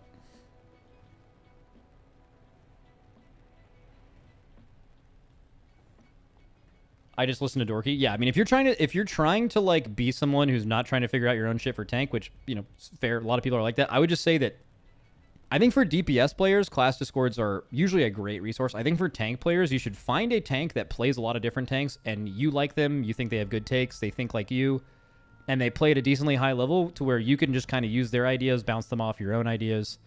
Like, every good tank will, like, if they're running a build and they're comfortable with it, and then they see another good tank like running a different build, they will, like, try it, see what they like better. Maybe that build works better for them, but not for you. And then, like, you just do your own thing, right? It's like collaborative. There's no, like, end all be all mathematical tank answer.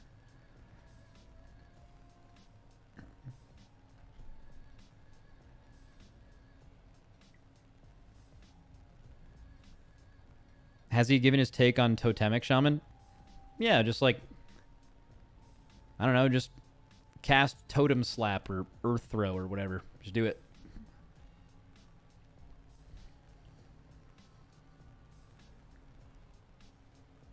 Bone build.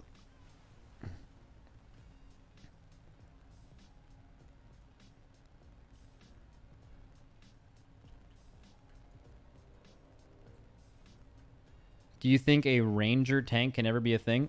What are you talking about? You just saying stuff? What is a ranger? What do you mean? What do you mean by that? You mean a fucking Ford Ranger?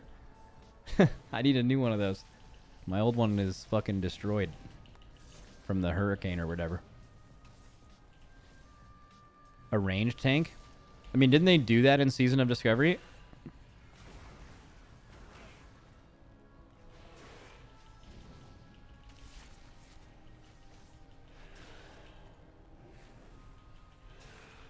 No? Alright, never mind. My bad.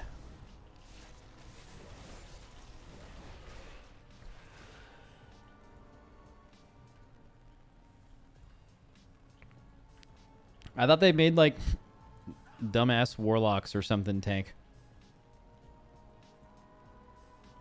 Man, let me see. I can actually just do this right now. Let me just spec Sandlane. And let me just spec umbilical thing. And I just want to see how much of a absorb I get on 4 targets. Let's see. Give me this number.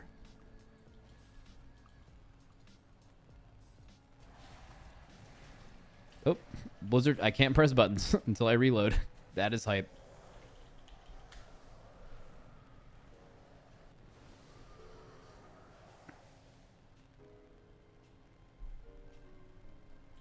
All right, there we go. All right, everything has my crazy blood plague on it now. Let's go wild now. Oh, everything's Vampiric Strike. Let's go. All right, when does my Vamp Blood end? 1 second? 0 second? 335,715. That is a third of my HP. That is super ass. That's bad. That needs to be way higher. Obviously, you'd use it in Mythic Plus with like 20 mobs, but even then. Oh, wait, I need to use Coag. Coagulopathy.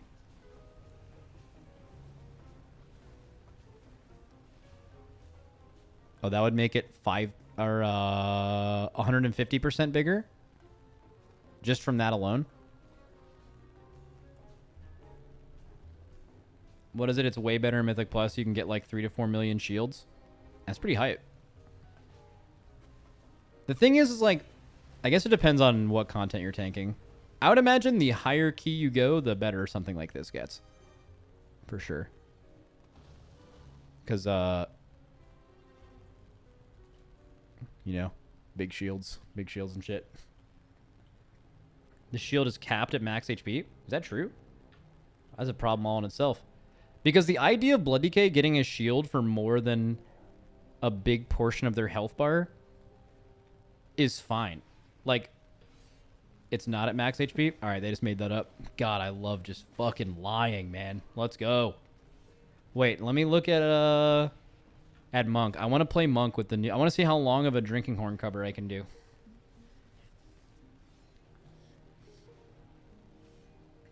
Do I have a Monk setup? I actually doubt it. No, I think I do. Dude, the fucking guy hasn't called me back, man.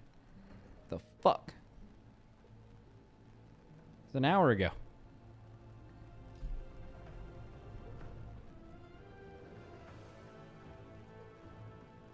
You can have a shield 2 to 4 times your HP.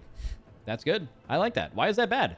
For one talent point, with how often you're going to have Vamp Blood in the expansion, how is that like automatically bad? That's crazy to call it automatically bad.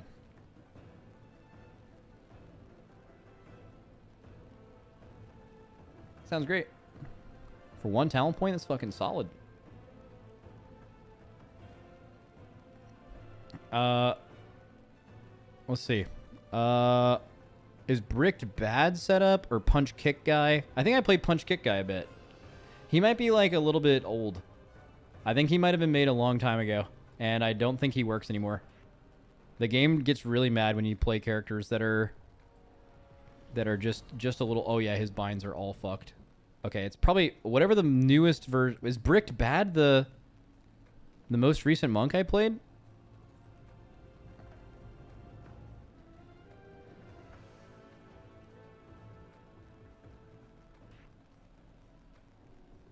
Nope. All my binds have been ruined, and my bars. We will not be setting this up right now. That sounds like a huge pain. I'll also have to go to the gym soon. Dude, I have such a problem, man. I have been like training my cardiovascular system a lot since I started playing hockey again. And like the easiest way for me to do that is I'll just go to a skate. I'll like track it on my watch, and I'll work out for an hour and a half, and my average beats per minute of my heart will be like 140 or more average, which is fucking great cardio. That's like great fucking cardio, right? But then like doing that when you're not playing a sport, my brain just can't do it. Like if I were to go on a treadmill and run at a pace to get my run at a pace that gets my heart rate to like 130 or 140 for an hour and a half, I would just get bored and I would leave every time. Maybe it's an ADHD diff, but like I actually can't do it. Like I cannot do it. I get infinitely bored. I do not want to do it. I can't run outside. Treadmill doesn't matter. Outside doesn't matter. None of that matters. If I'm not playing a sport where my brain is firing at 1,000 miles an hour, I have no shot of doing it. I will not do it. You just have to want it. I don't want to be bored ever.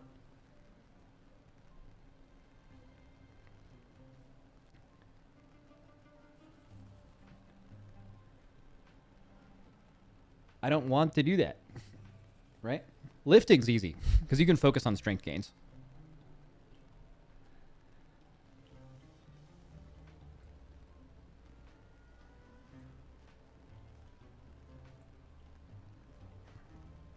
What is it? I can play full court basketball for 3 to 4 hours, no problem. But the moment I hit a treadmill, I'm done in like 10 to 15 minutes.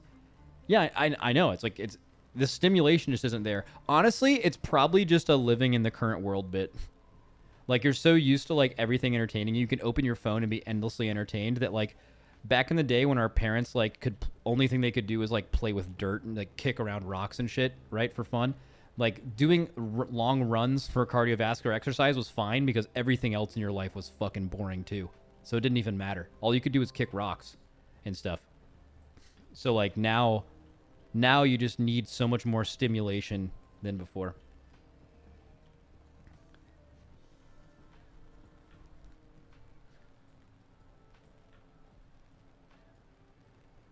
You had to use your imagination. Oh, that's probably why we're all fucking have no imagination now, too. God, we're so stupid, man. Fuck. Fuck. Max, I grew up kicking dirt, in parentheses, M45. Nut? I've always been that way. I think he meant to say butt. All good. We'll just roll with the butt then. Need sport/fear to go hard. Oh my god, that goes hard as fuck.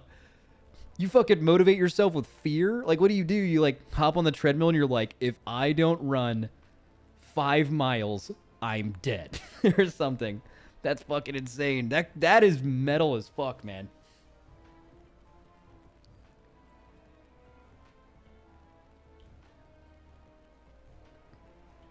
Dude, I actually wish you could do that. Actually, it would probably drive you insane, but like if you could like technology in 30 years, right? Like you can like flip a switch and it makes your brain actually think like you are running for your life. Right? You'd probably have insane workouts. But also you'd probably be checked into a mental asylum within like a year of doing that. Oh, getting a call. Let's fucking go. 1 second.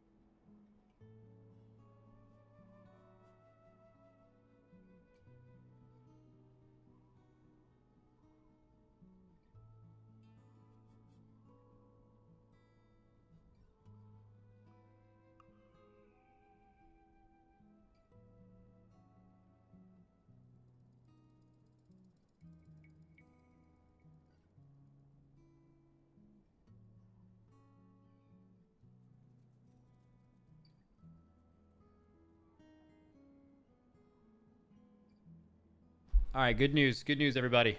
We got great news. So Ella did fine in the surgery. They were able to remove the thing from her intestines. She did really well. They didn't have any complications. Should be a relatively easy recovery, and she's chilling. I can go see her tonight, but they close in like an hour, so they said I can probably just pick her up in the morning. So I will go pick her up in the morning. So everything good to hear. We're minus 15 grand, but the dog's okay, and that's all that matters. So overall, we're really happy. She ate a fucking towel, not a sock, a towel. They pulled a towel out of her intestines. That is extremely stupid. Why would she do that? A $15,000 towel. Like a whole towel? No, it wasn't like a whole towel. It wasn't like a, not like a bath towel, like a hand towel, I assume. But hand towels are like fucking thick. You know? Do you get to keep the towel? I don't want to see that towel ever again. Dude, I'm serious. I thought it was a sock. I'm going to throw out every kitchen and hand towel that's in this house. Every single one. They're gone. I'm going to throw them away. I never want to deal with this again. I can figure out how to get by without them. I'm never risking it. I don't even know where the fuck she got it, but ain't no way. I knew it wasn't a sock, bro. Like, Ella has eaten so many socks and pooped them out. Or threw them up. But, like, the sock will go through her intestine like nothing. Like, she's fucking built for that shit. She loves socks. So I knew it wasn't a sock. I knew it had to be bigger than that. God, who fucking eats a towel? It's insane.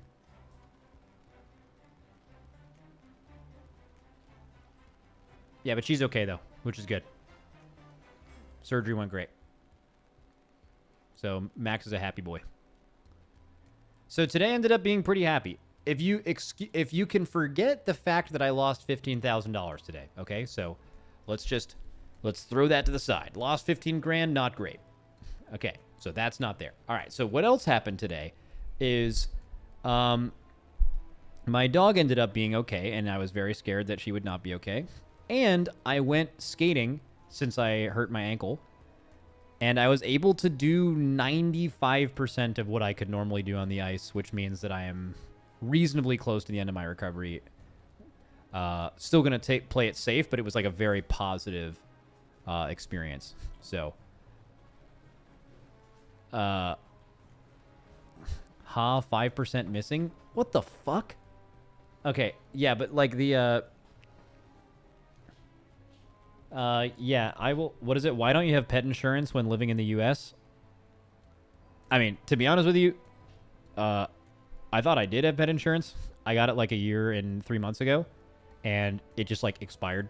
So, but the thing is pet insurance is not that good here. So, pet insurance is like really bad. Like I looked it up, and it costs like, it would cost me $180 a month for my 3 dogs, and it would only include 5,000 out-of-pocket expenses like in a full year, and that's like how much I'm paying monthly. And like if they don't eat a fucking towel, then I would just be losing money. I don't know, like pet insurance, I looked into it for a good amount yesterday because I got a big vet bill, and it just seems like a very, very niche situation where it would actually save you any money, which makes sense, by the way. Insurance only exists if they are making money, right? So there's a good chance that that kind of stuff is not a good value. Like the thing is, like I was looking at a bunch of them, none of them had like huge, like now I have big dogs, right? So like I guess it would make sense for me to get pet insurance where like, okay, I pay a lot, but at least I'll never be out 15 grand if something goes wrong. But the thing is even when you're paying a lot, they're really stingy with like your out-of-pocket maximums for like the year. Like they're like, yo, we will pay you like 5 grand and that's it. Like they would not pay out this. So what is it? I looked into it a ton. I just throw money in a savings account instead for pet emergencies.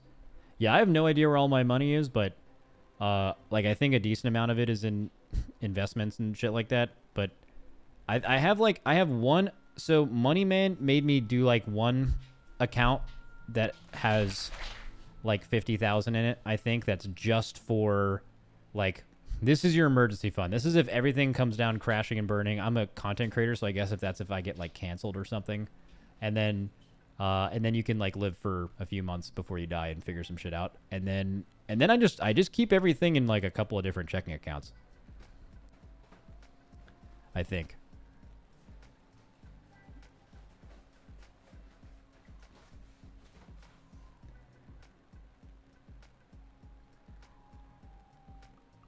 You need to invest in towels. Bro, I'm going to invest in the downfall of towels. Like, if 15 years from now, if, like, the towel market goes way down, just know that I had something to do with that. I have a personal vendetta against them now. Dude, honestly, fuck towels. If you have a towel in your house, you have unfortunately been propagandized by Big Linen. And you didn't even know it. Ain't no fucking reason to have that shit in your house. Or I'm going to invent digestible towels specifically for large dogs, where if you just randomly end up in a stomach, they just like turn into paper and just dissolve.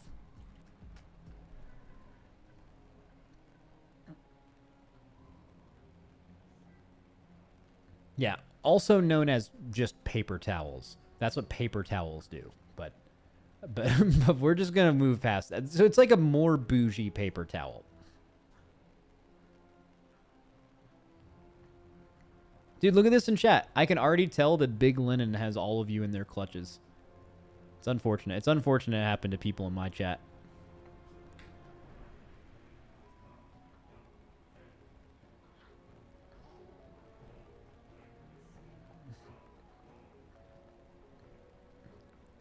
Imagine eating a towel, bro. Yo, Lily, would you eat a towel?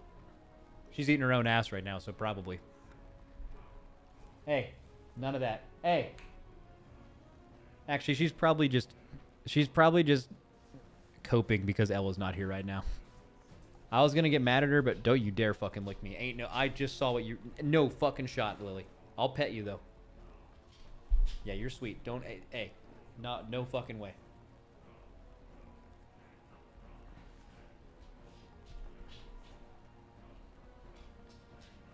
What color was the towel? I don't know. I haven't seen it. Hey, baby girl. Do you miss your sister? Where's your sister at? Dude, actually, I'm kind of surprised. Lily's been really calm since Ella was gone.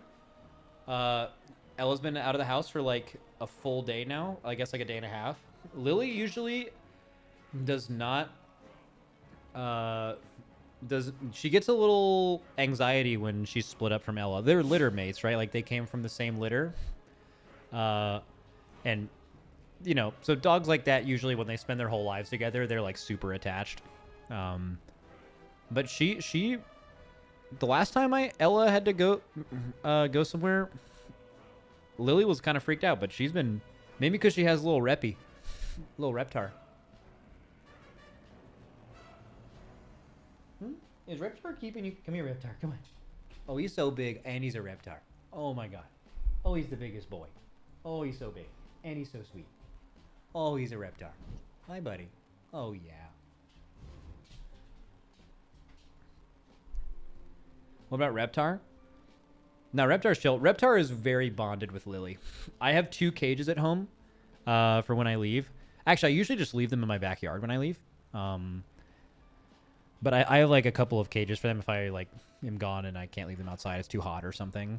And Ella has her own cage, and Lily and Reptar stay in the same cage. I had a 3rd cage, but Reptar just preferred to stay with Lily, so I got rid of it.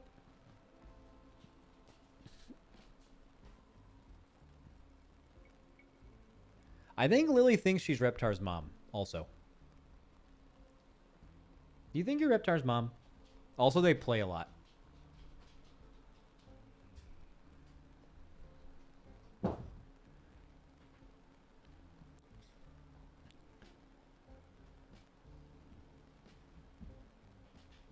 Are you watching the Cat Erase World first tomorrow? Oh, yes, I am. What time does that start? I've watched, bro. I had like 30K viewers during the ICC Race World First. I imagine this one won't be as big as that because ICC is like epic. But yeah, I'll definitely do that. I'm really excited for that actually. Are there drops still gonna be out? I think the drops end tomorrow morning. Yeah.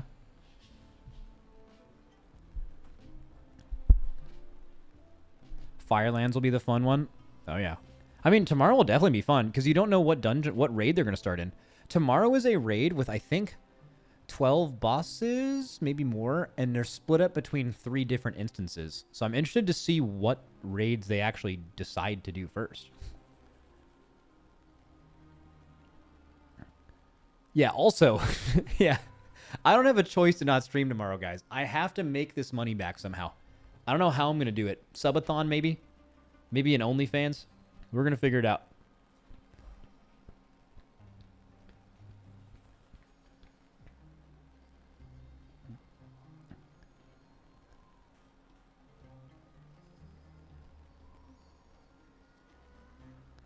Change your ad density. That actually is a... If I ever was like, I need to make significantly more money in the next 30 days, changing my ad density would be insane. I think I play 4 minutes an hour right now.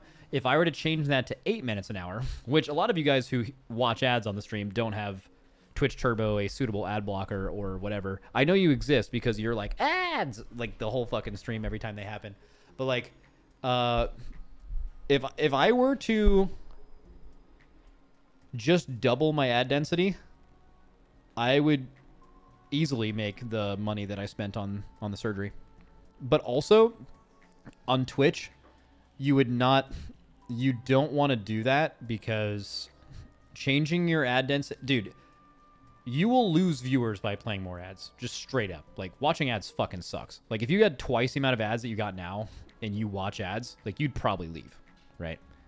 So it definitely... I mean, it would net make me money. Straight up. I would just straight up make money. So here's what we need to do. Okay, chat? We can scam Twitch. Because if you have Turbo, you don't watch ads. And I still get paid as if you did. Okay? So we need to all get Turbo. And then I'm going to play 60 minutes of ads an hour. Okay? And Twitch is going to pay me an insane amount of money, and no one's actually going to watch any ads, right? Bro, they would probably pay me like hundreds of thousands of dollars a month if I did that. I'm pretty sure. I mean, I played 4 minutes. How much did I make from ads last month? Just ads alone. Let's see.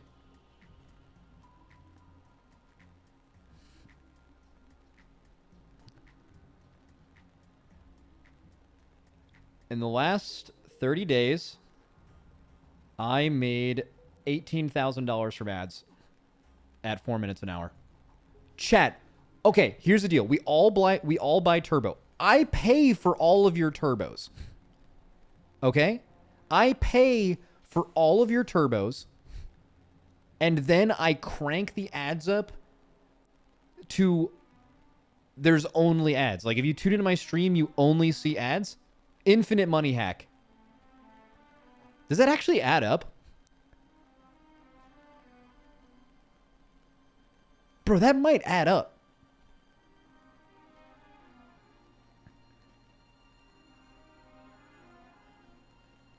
Bro, infinite money hack. Let's get it.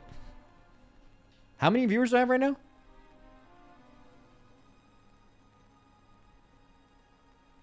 A couple thousand? 2,500? 2,500 times 10? That's a lot of money. I mean, you'd easily make that. What, 30,000? I would literally make 30,000 just by increasing my ad density from 4 minutes to 12 minutes. Yeah, I would make but I'm going to increase it to 60 minutes. I'm going to pay, which I don't think you can actually do this, by the way. What is the maximum amount of ads I can do an hour?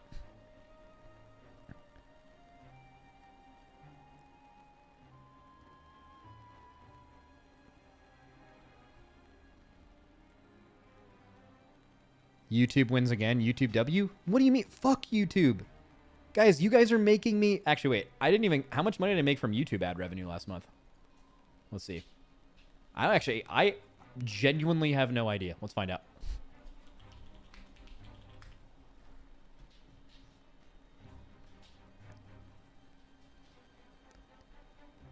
All right, let's see. How do I even find this? Earn? Is it in the Earn tab? Earn. Overview.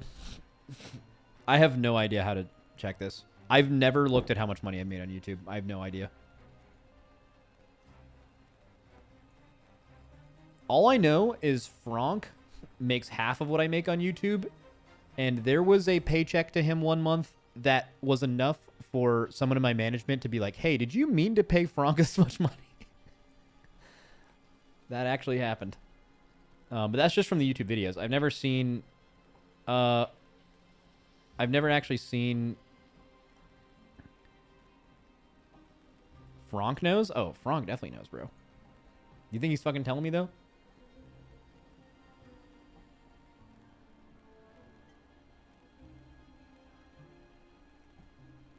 Okay, I'm sorry. I would tell you guys how much I made on YouTube. I have no... Oh, wait, revenue. There's a revenue tab. Last 28 days. Oh, no. This is for... This is everything. This is revenue from all of my streams plus YouTube videos. I need to find just YouTube videos, man. You can choose live streams? Where? I see... Wait.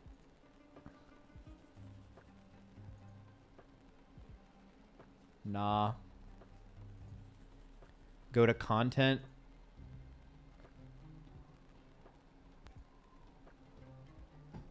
More metrics. Daily. Go to content, then live streams.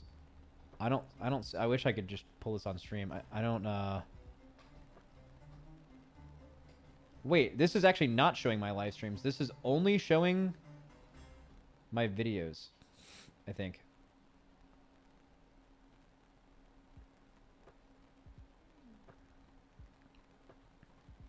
What is it? Well, you know last month you made 18K, so take that away from total. No, this is on a completely different website. I like stream on YouTube at the same time. Where... Sorry, go to revenue, then bottom right, there's a tab. Oh, okay.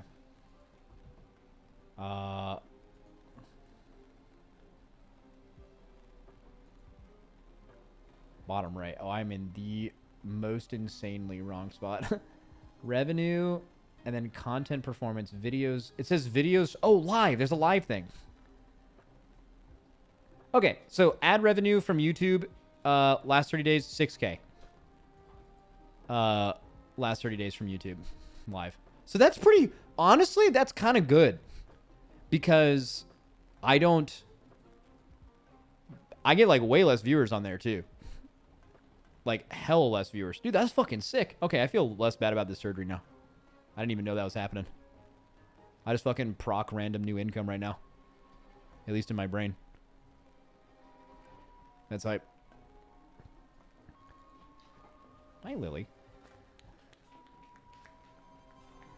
Okay, now they're saying YouTube W again. Wait, surgery, lip filler? You think I got lip filler? Do I have some bussin' lips or what? Should we watch on Twitch and YouTube? Yes.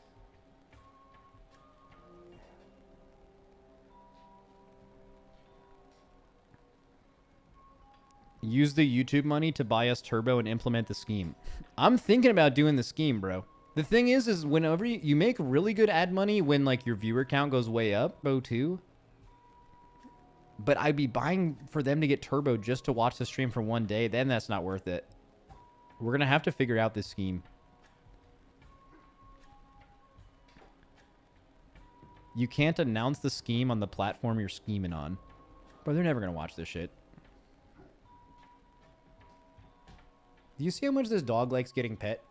I wonder, usually if I stop, she'll find my hand so I can continue. Let me put my hand over here. Fucking Ella. Or Lily.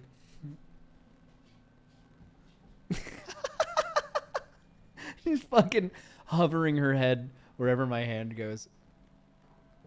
Or she'll get frustrated. You're not sneaky, by the way, Lily. Everyone's watching this. Lily, you are so easy to read. Oh, look, she's like, please. Oh, please. Please, pet. Please, pet.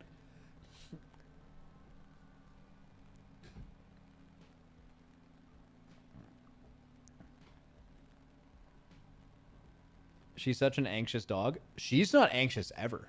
Like, Lily is permanently chill. What is it? Actually genius, just slam world first race with 60 minutes of ad an hour. But if I did that, then I wouldn't have... If I did that, then I wouldn't have any viewers, right? Like, all the new people wouldn't tune in. You'd tune in once, and you'd see... You'd see ad 1 of 400, and then it has the time next to it, and it's just 60 minutes counting down. And then maybe... And, and then maybe if anyone stays for all of it, it's just going to spawn again. Like, it'll just end and then just start again. Holy fuck.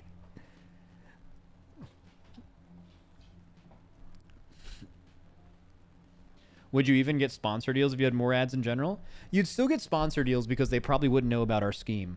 But what they would do is my viewers would go lower because of the increased amount of ads, so the sponsor would pay me less money.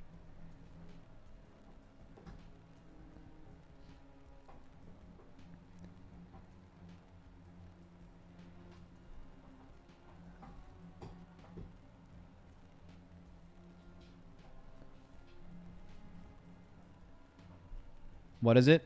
Some league streamers have their ads set to 3 minutes every 5 minutes. Holy shit. How much is that an hour?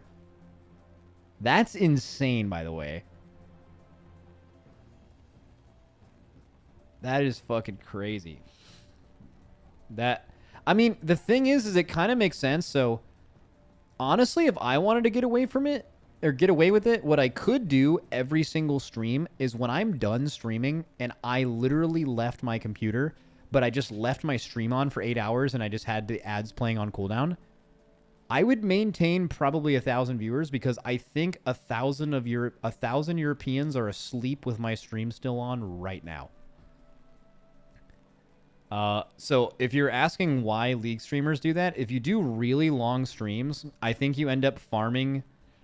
I think you'll end up farming a lot of asleep viewers. That's probably why they... I mean, the reason why... If you guys want to know why streamers are spamming a bunch of ads, it's very simple. Because you make a fucking ton of money when you play ads. That's why. It's a real basic trade-off. When you have a lot of viewers, at least. Are we theory crafting Twitch ad revenue right now? Bro, I don't know if you just tuned into the stream, but we talked about buying Twitch Turbo for everyone in the chat and then playing 60 minutes of ads an hour to scheme on this platform. Would have been fucking insane. Would have been a blast. What is it? Did you hear about that train wreck of a Mop Remix blue post at all? Wait, no, actually.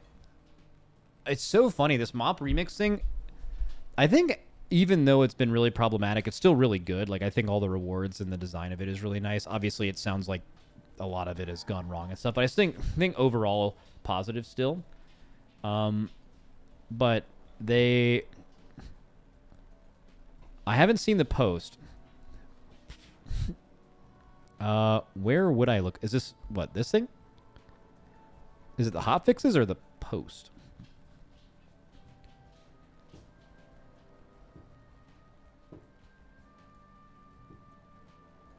It's not a train wreck. What a cooked take. He's not saying Mop Remix is a train wreck. He's saying the post about it was a train wreck, I think. Developer update Mop Remix. Is it this?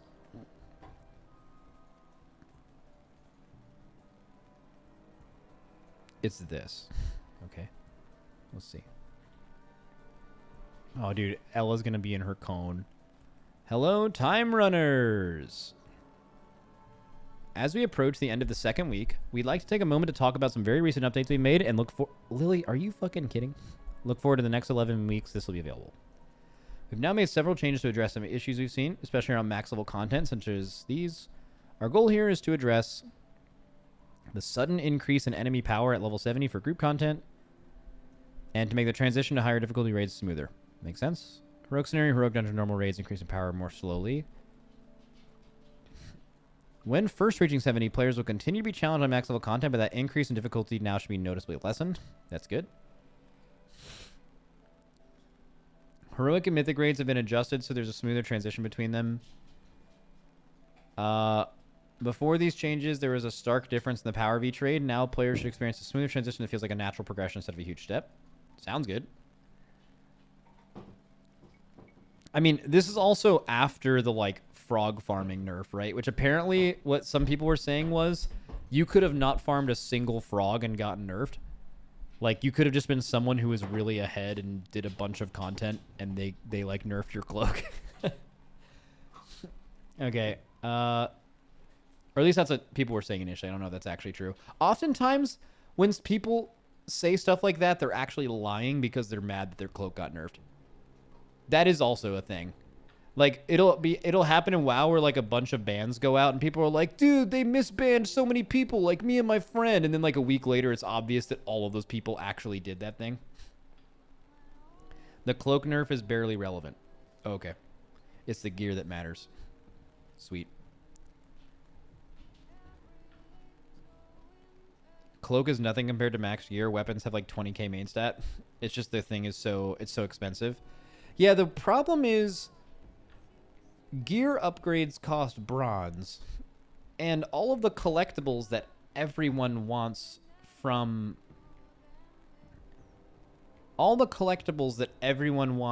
the thing also cost bronze. So it's like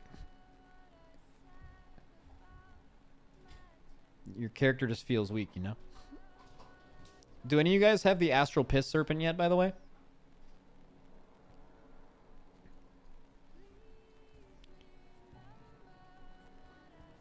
Yeah. Oh, it's really fast? Oh, shit. Okay.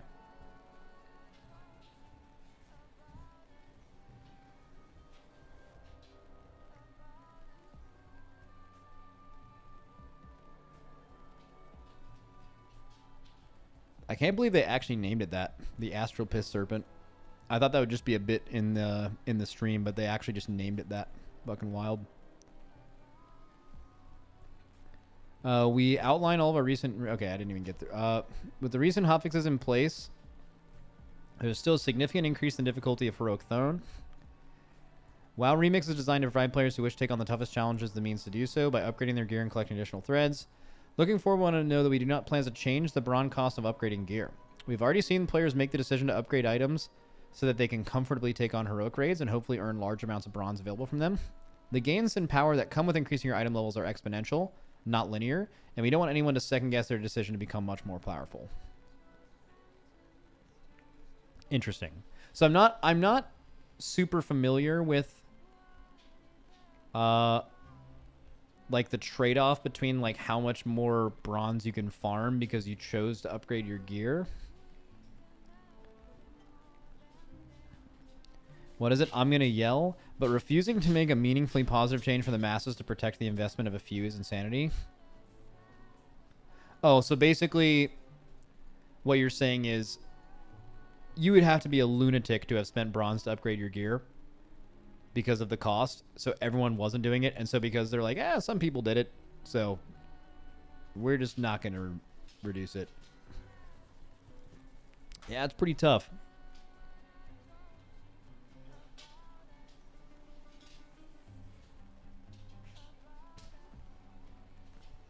It takes 55 days of dailies to max your gear out. They were able to do it with easy farming in 1/8 of the time.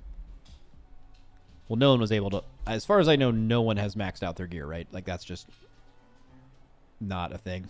Or, I don't have people done that? They have. Tons of people do. Froggers did. Nearly my whole guild has maxed out their gear. Oh, then like what's the fucking problem? Sounds easy. Max your gear out and then farm some bronze and get some shit. Froggers, but didn't they nerf the Froggers? Or did they nerf the Froggers cloak? Ah. So the Froggers, it wasn't the cloak that made frogging insane. It was the amount of bronze they were able to acquire to make all their shit super powerful. Now it's all making sense. Someone in chat said not a Frogger and still maxed.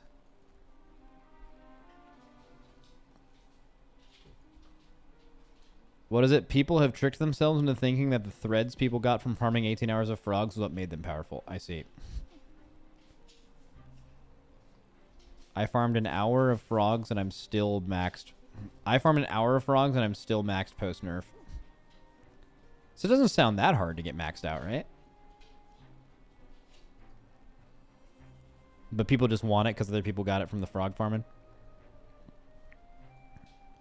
It's super easy. Then what the fuck are we doing here? It isn't. It's not. Guys, you got it. Guys, can you guys all come to one consensus answer so you can tell me how it actually is? Huh? Just fucking tell me how it is. I'm not trying to hear this both ways. This is a Twitch L, by the way. YouTube would never do this.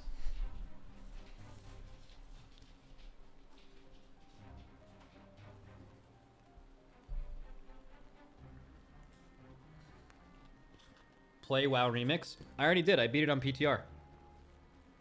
Dude, by the way, this is YouTube L, Twitch L, Max W. I got to do all of the Mop Remix content before they like time gated any of it. I got to experience all of it, and I don't care about any collectible rewards. So I got through all of it and didn't have to go through any of this bullshit, and I've just been living my life. You unironically played the best version of Remix? Yeah, I know. Get fucking owned. All of you get owned.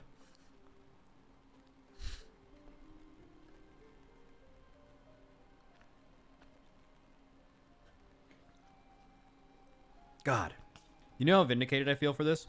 All the times you guys were like, ah, you know when everything's coming out. Ah.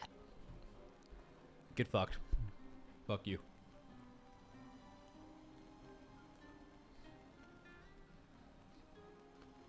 Holy fuck, what was that noise? That's what you guys sound like, bro. To me. I don't know what it was, though. It kind of sounded like a goat. But like a goat that was like in pain.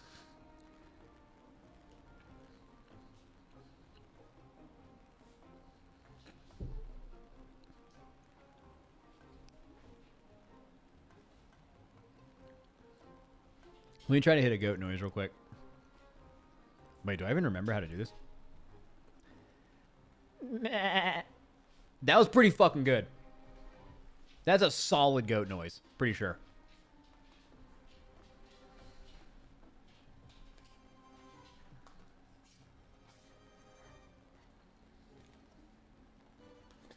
Dude, Lily's looking at me like, what the fuck was that?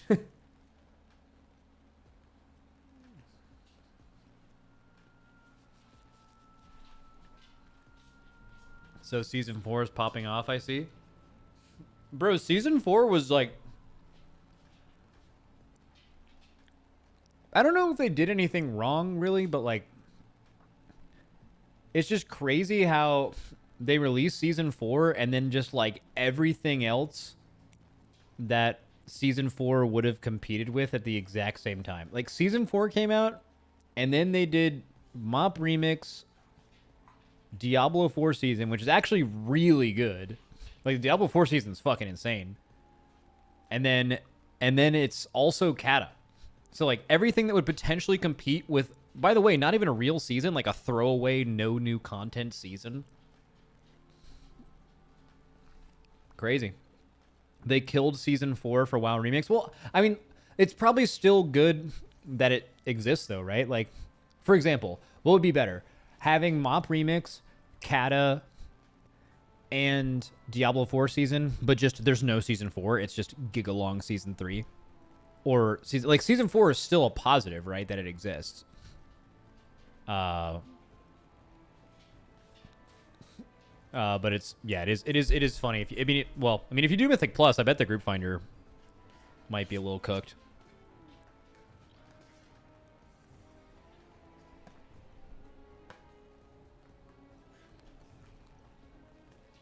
But that's a Giga Chad IQ move. They won't lose any players like they would have if it was only Season 4. That's been their goal the whole expansion. Blizzard has millions and millions of subs. Any sub-based business, Netflix, like streamers or anything, like their goal is to give you a lot of content consistently so you feel like you don't want to cancel that sub. It's called churn. They don't want to churn subs. Right? So during all of Dragonflight... Oh. What are you trying to cough up, buddy? Did you eat a towel too? Towel gang? They did, let's see. This entire expansion, Dragonflight. Plunderstorm, Mop Remix. Each patch not just having one content release, but there's multiple during the patch. 0.0.5, 0.0.7, those did not exist before, or at least they didn't have nearly the amount of content. The trading post, the monthly, like, you have to be logged into WoW and do an okay amount of things to get enough tendies to actually get the stuff you want. Like, all of this is designed to keep you subbed. But as a player who's already subbed to WoW, it's just good because you're going to stay subbed anyway, and now you just get a lot more stuff, right? So it's good for everybody.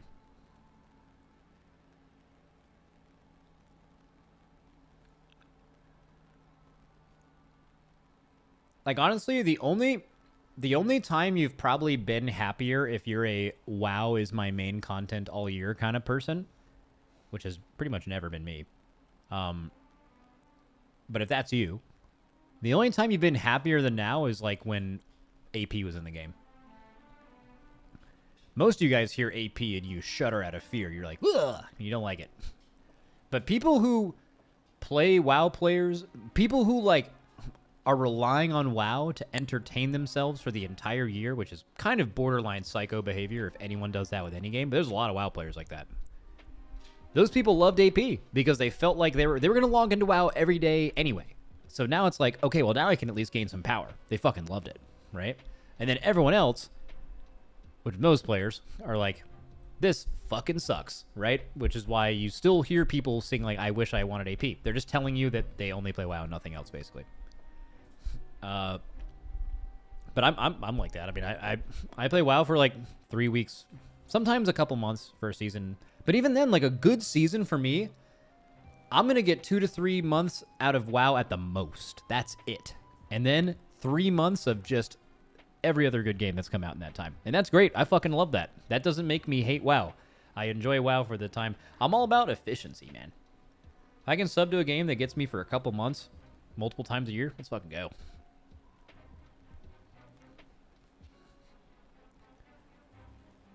Dude, someone in chat, so funny. AP was bad. And that's one message. And the second message is, and I actively dislike Asmon. Why did you say the second part? That had nothing to do with that. You just fucking randomly fucking hit Asmon with a stray.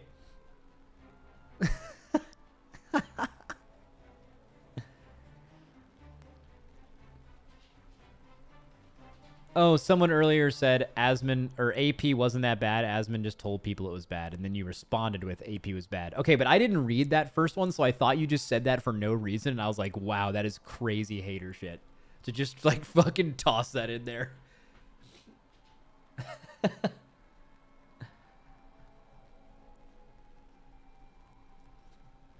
Max, are you going to hit up the Destiny 2 expansion? When does it come out? I can look this up. I don't need your help. Destiny 2 expansion. Don't tell me. The Final Shape. June 4th.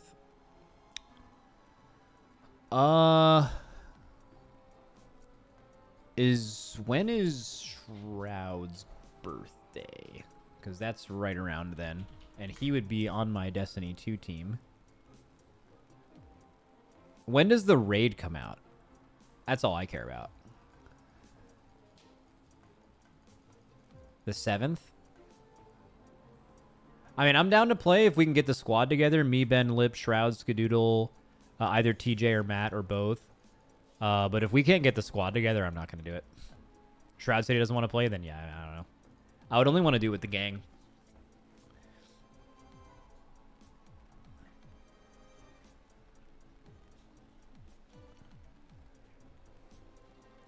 Skadoodle, the CS player. Yeah. Last time we played Destiny, we did so Matt and TJ, which is Wicked and what is TJ's gamer thing? It's like Cinedoke or something. Cinedochi. Yeah, Skadoodle, TJ, Matt, Shroud, me, and Lip. Cynic Des, yeah, that. Synced, yeah. I always forget his in-game name. And then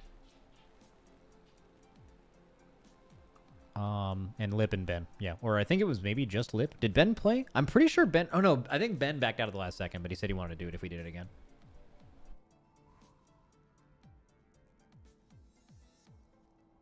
It was fun. We one day cleared it.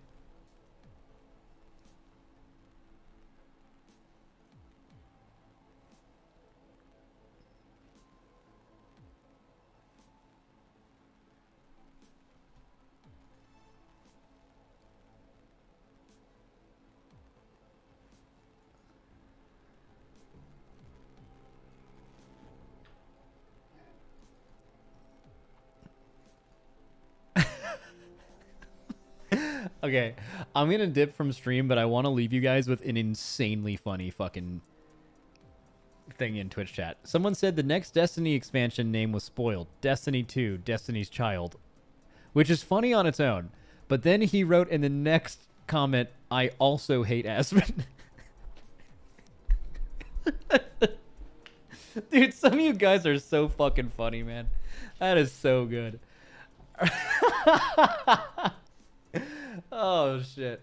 All right. Anyways, all good news today. My ankle feels a lot better when I went out skating. Ella has gone through surgery, and she is recovering. And according to the surgeon, she's just fine and expecting a full recovery, everything like that.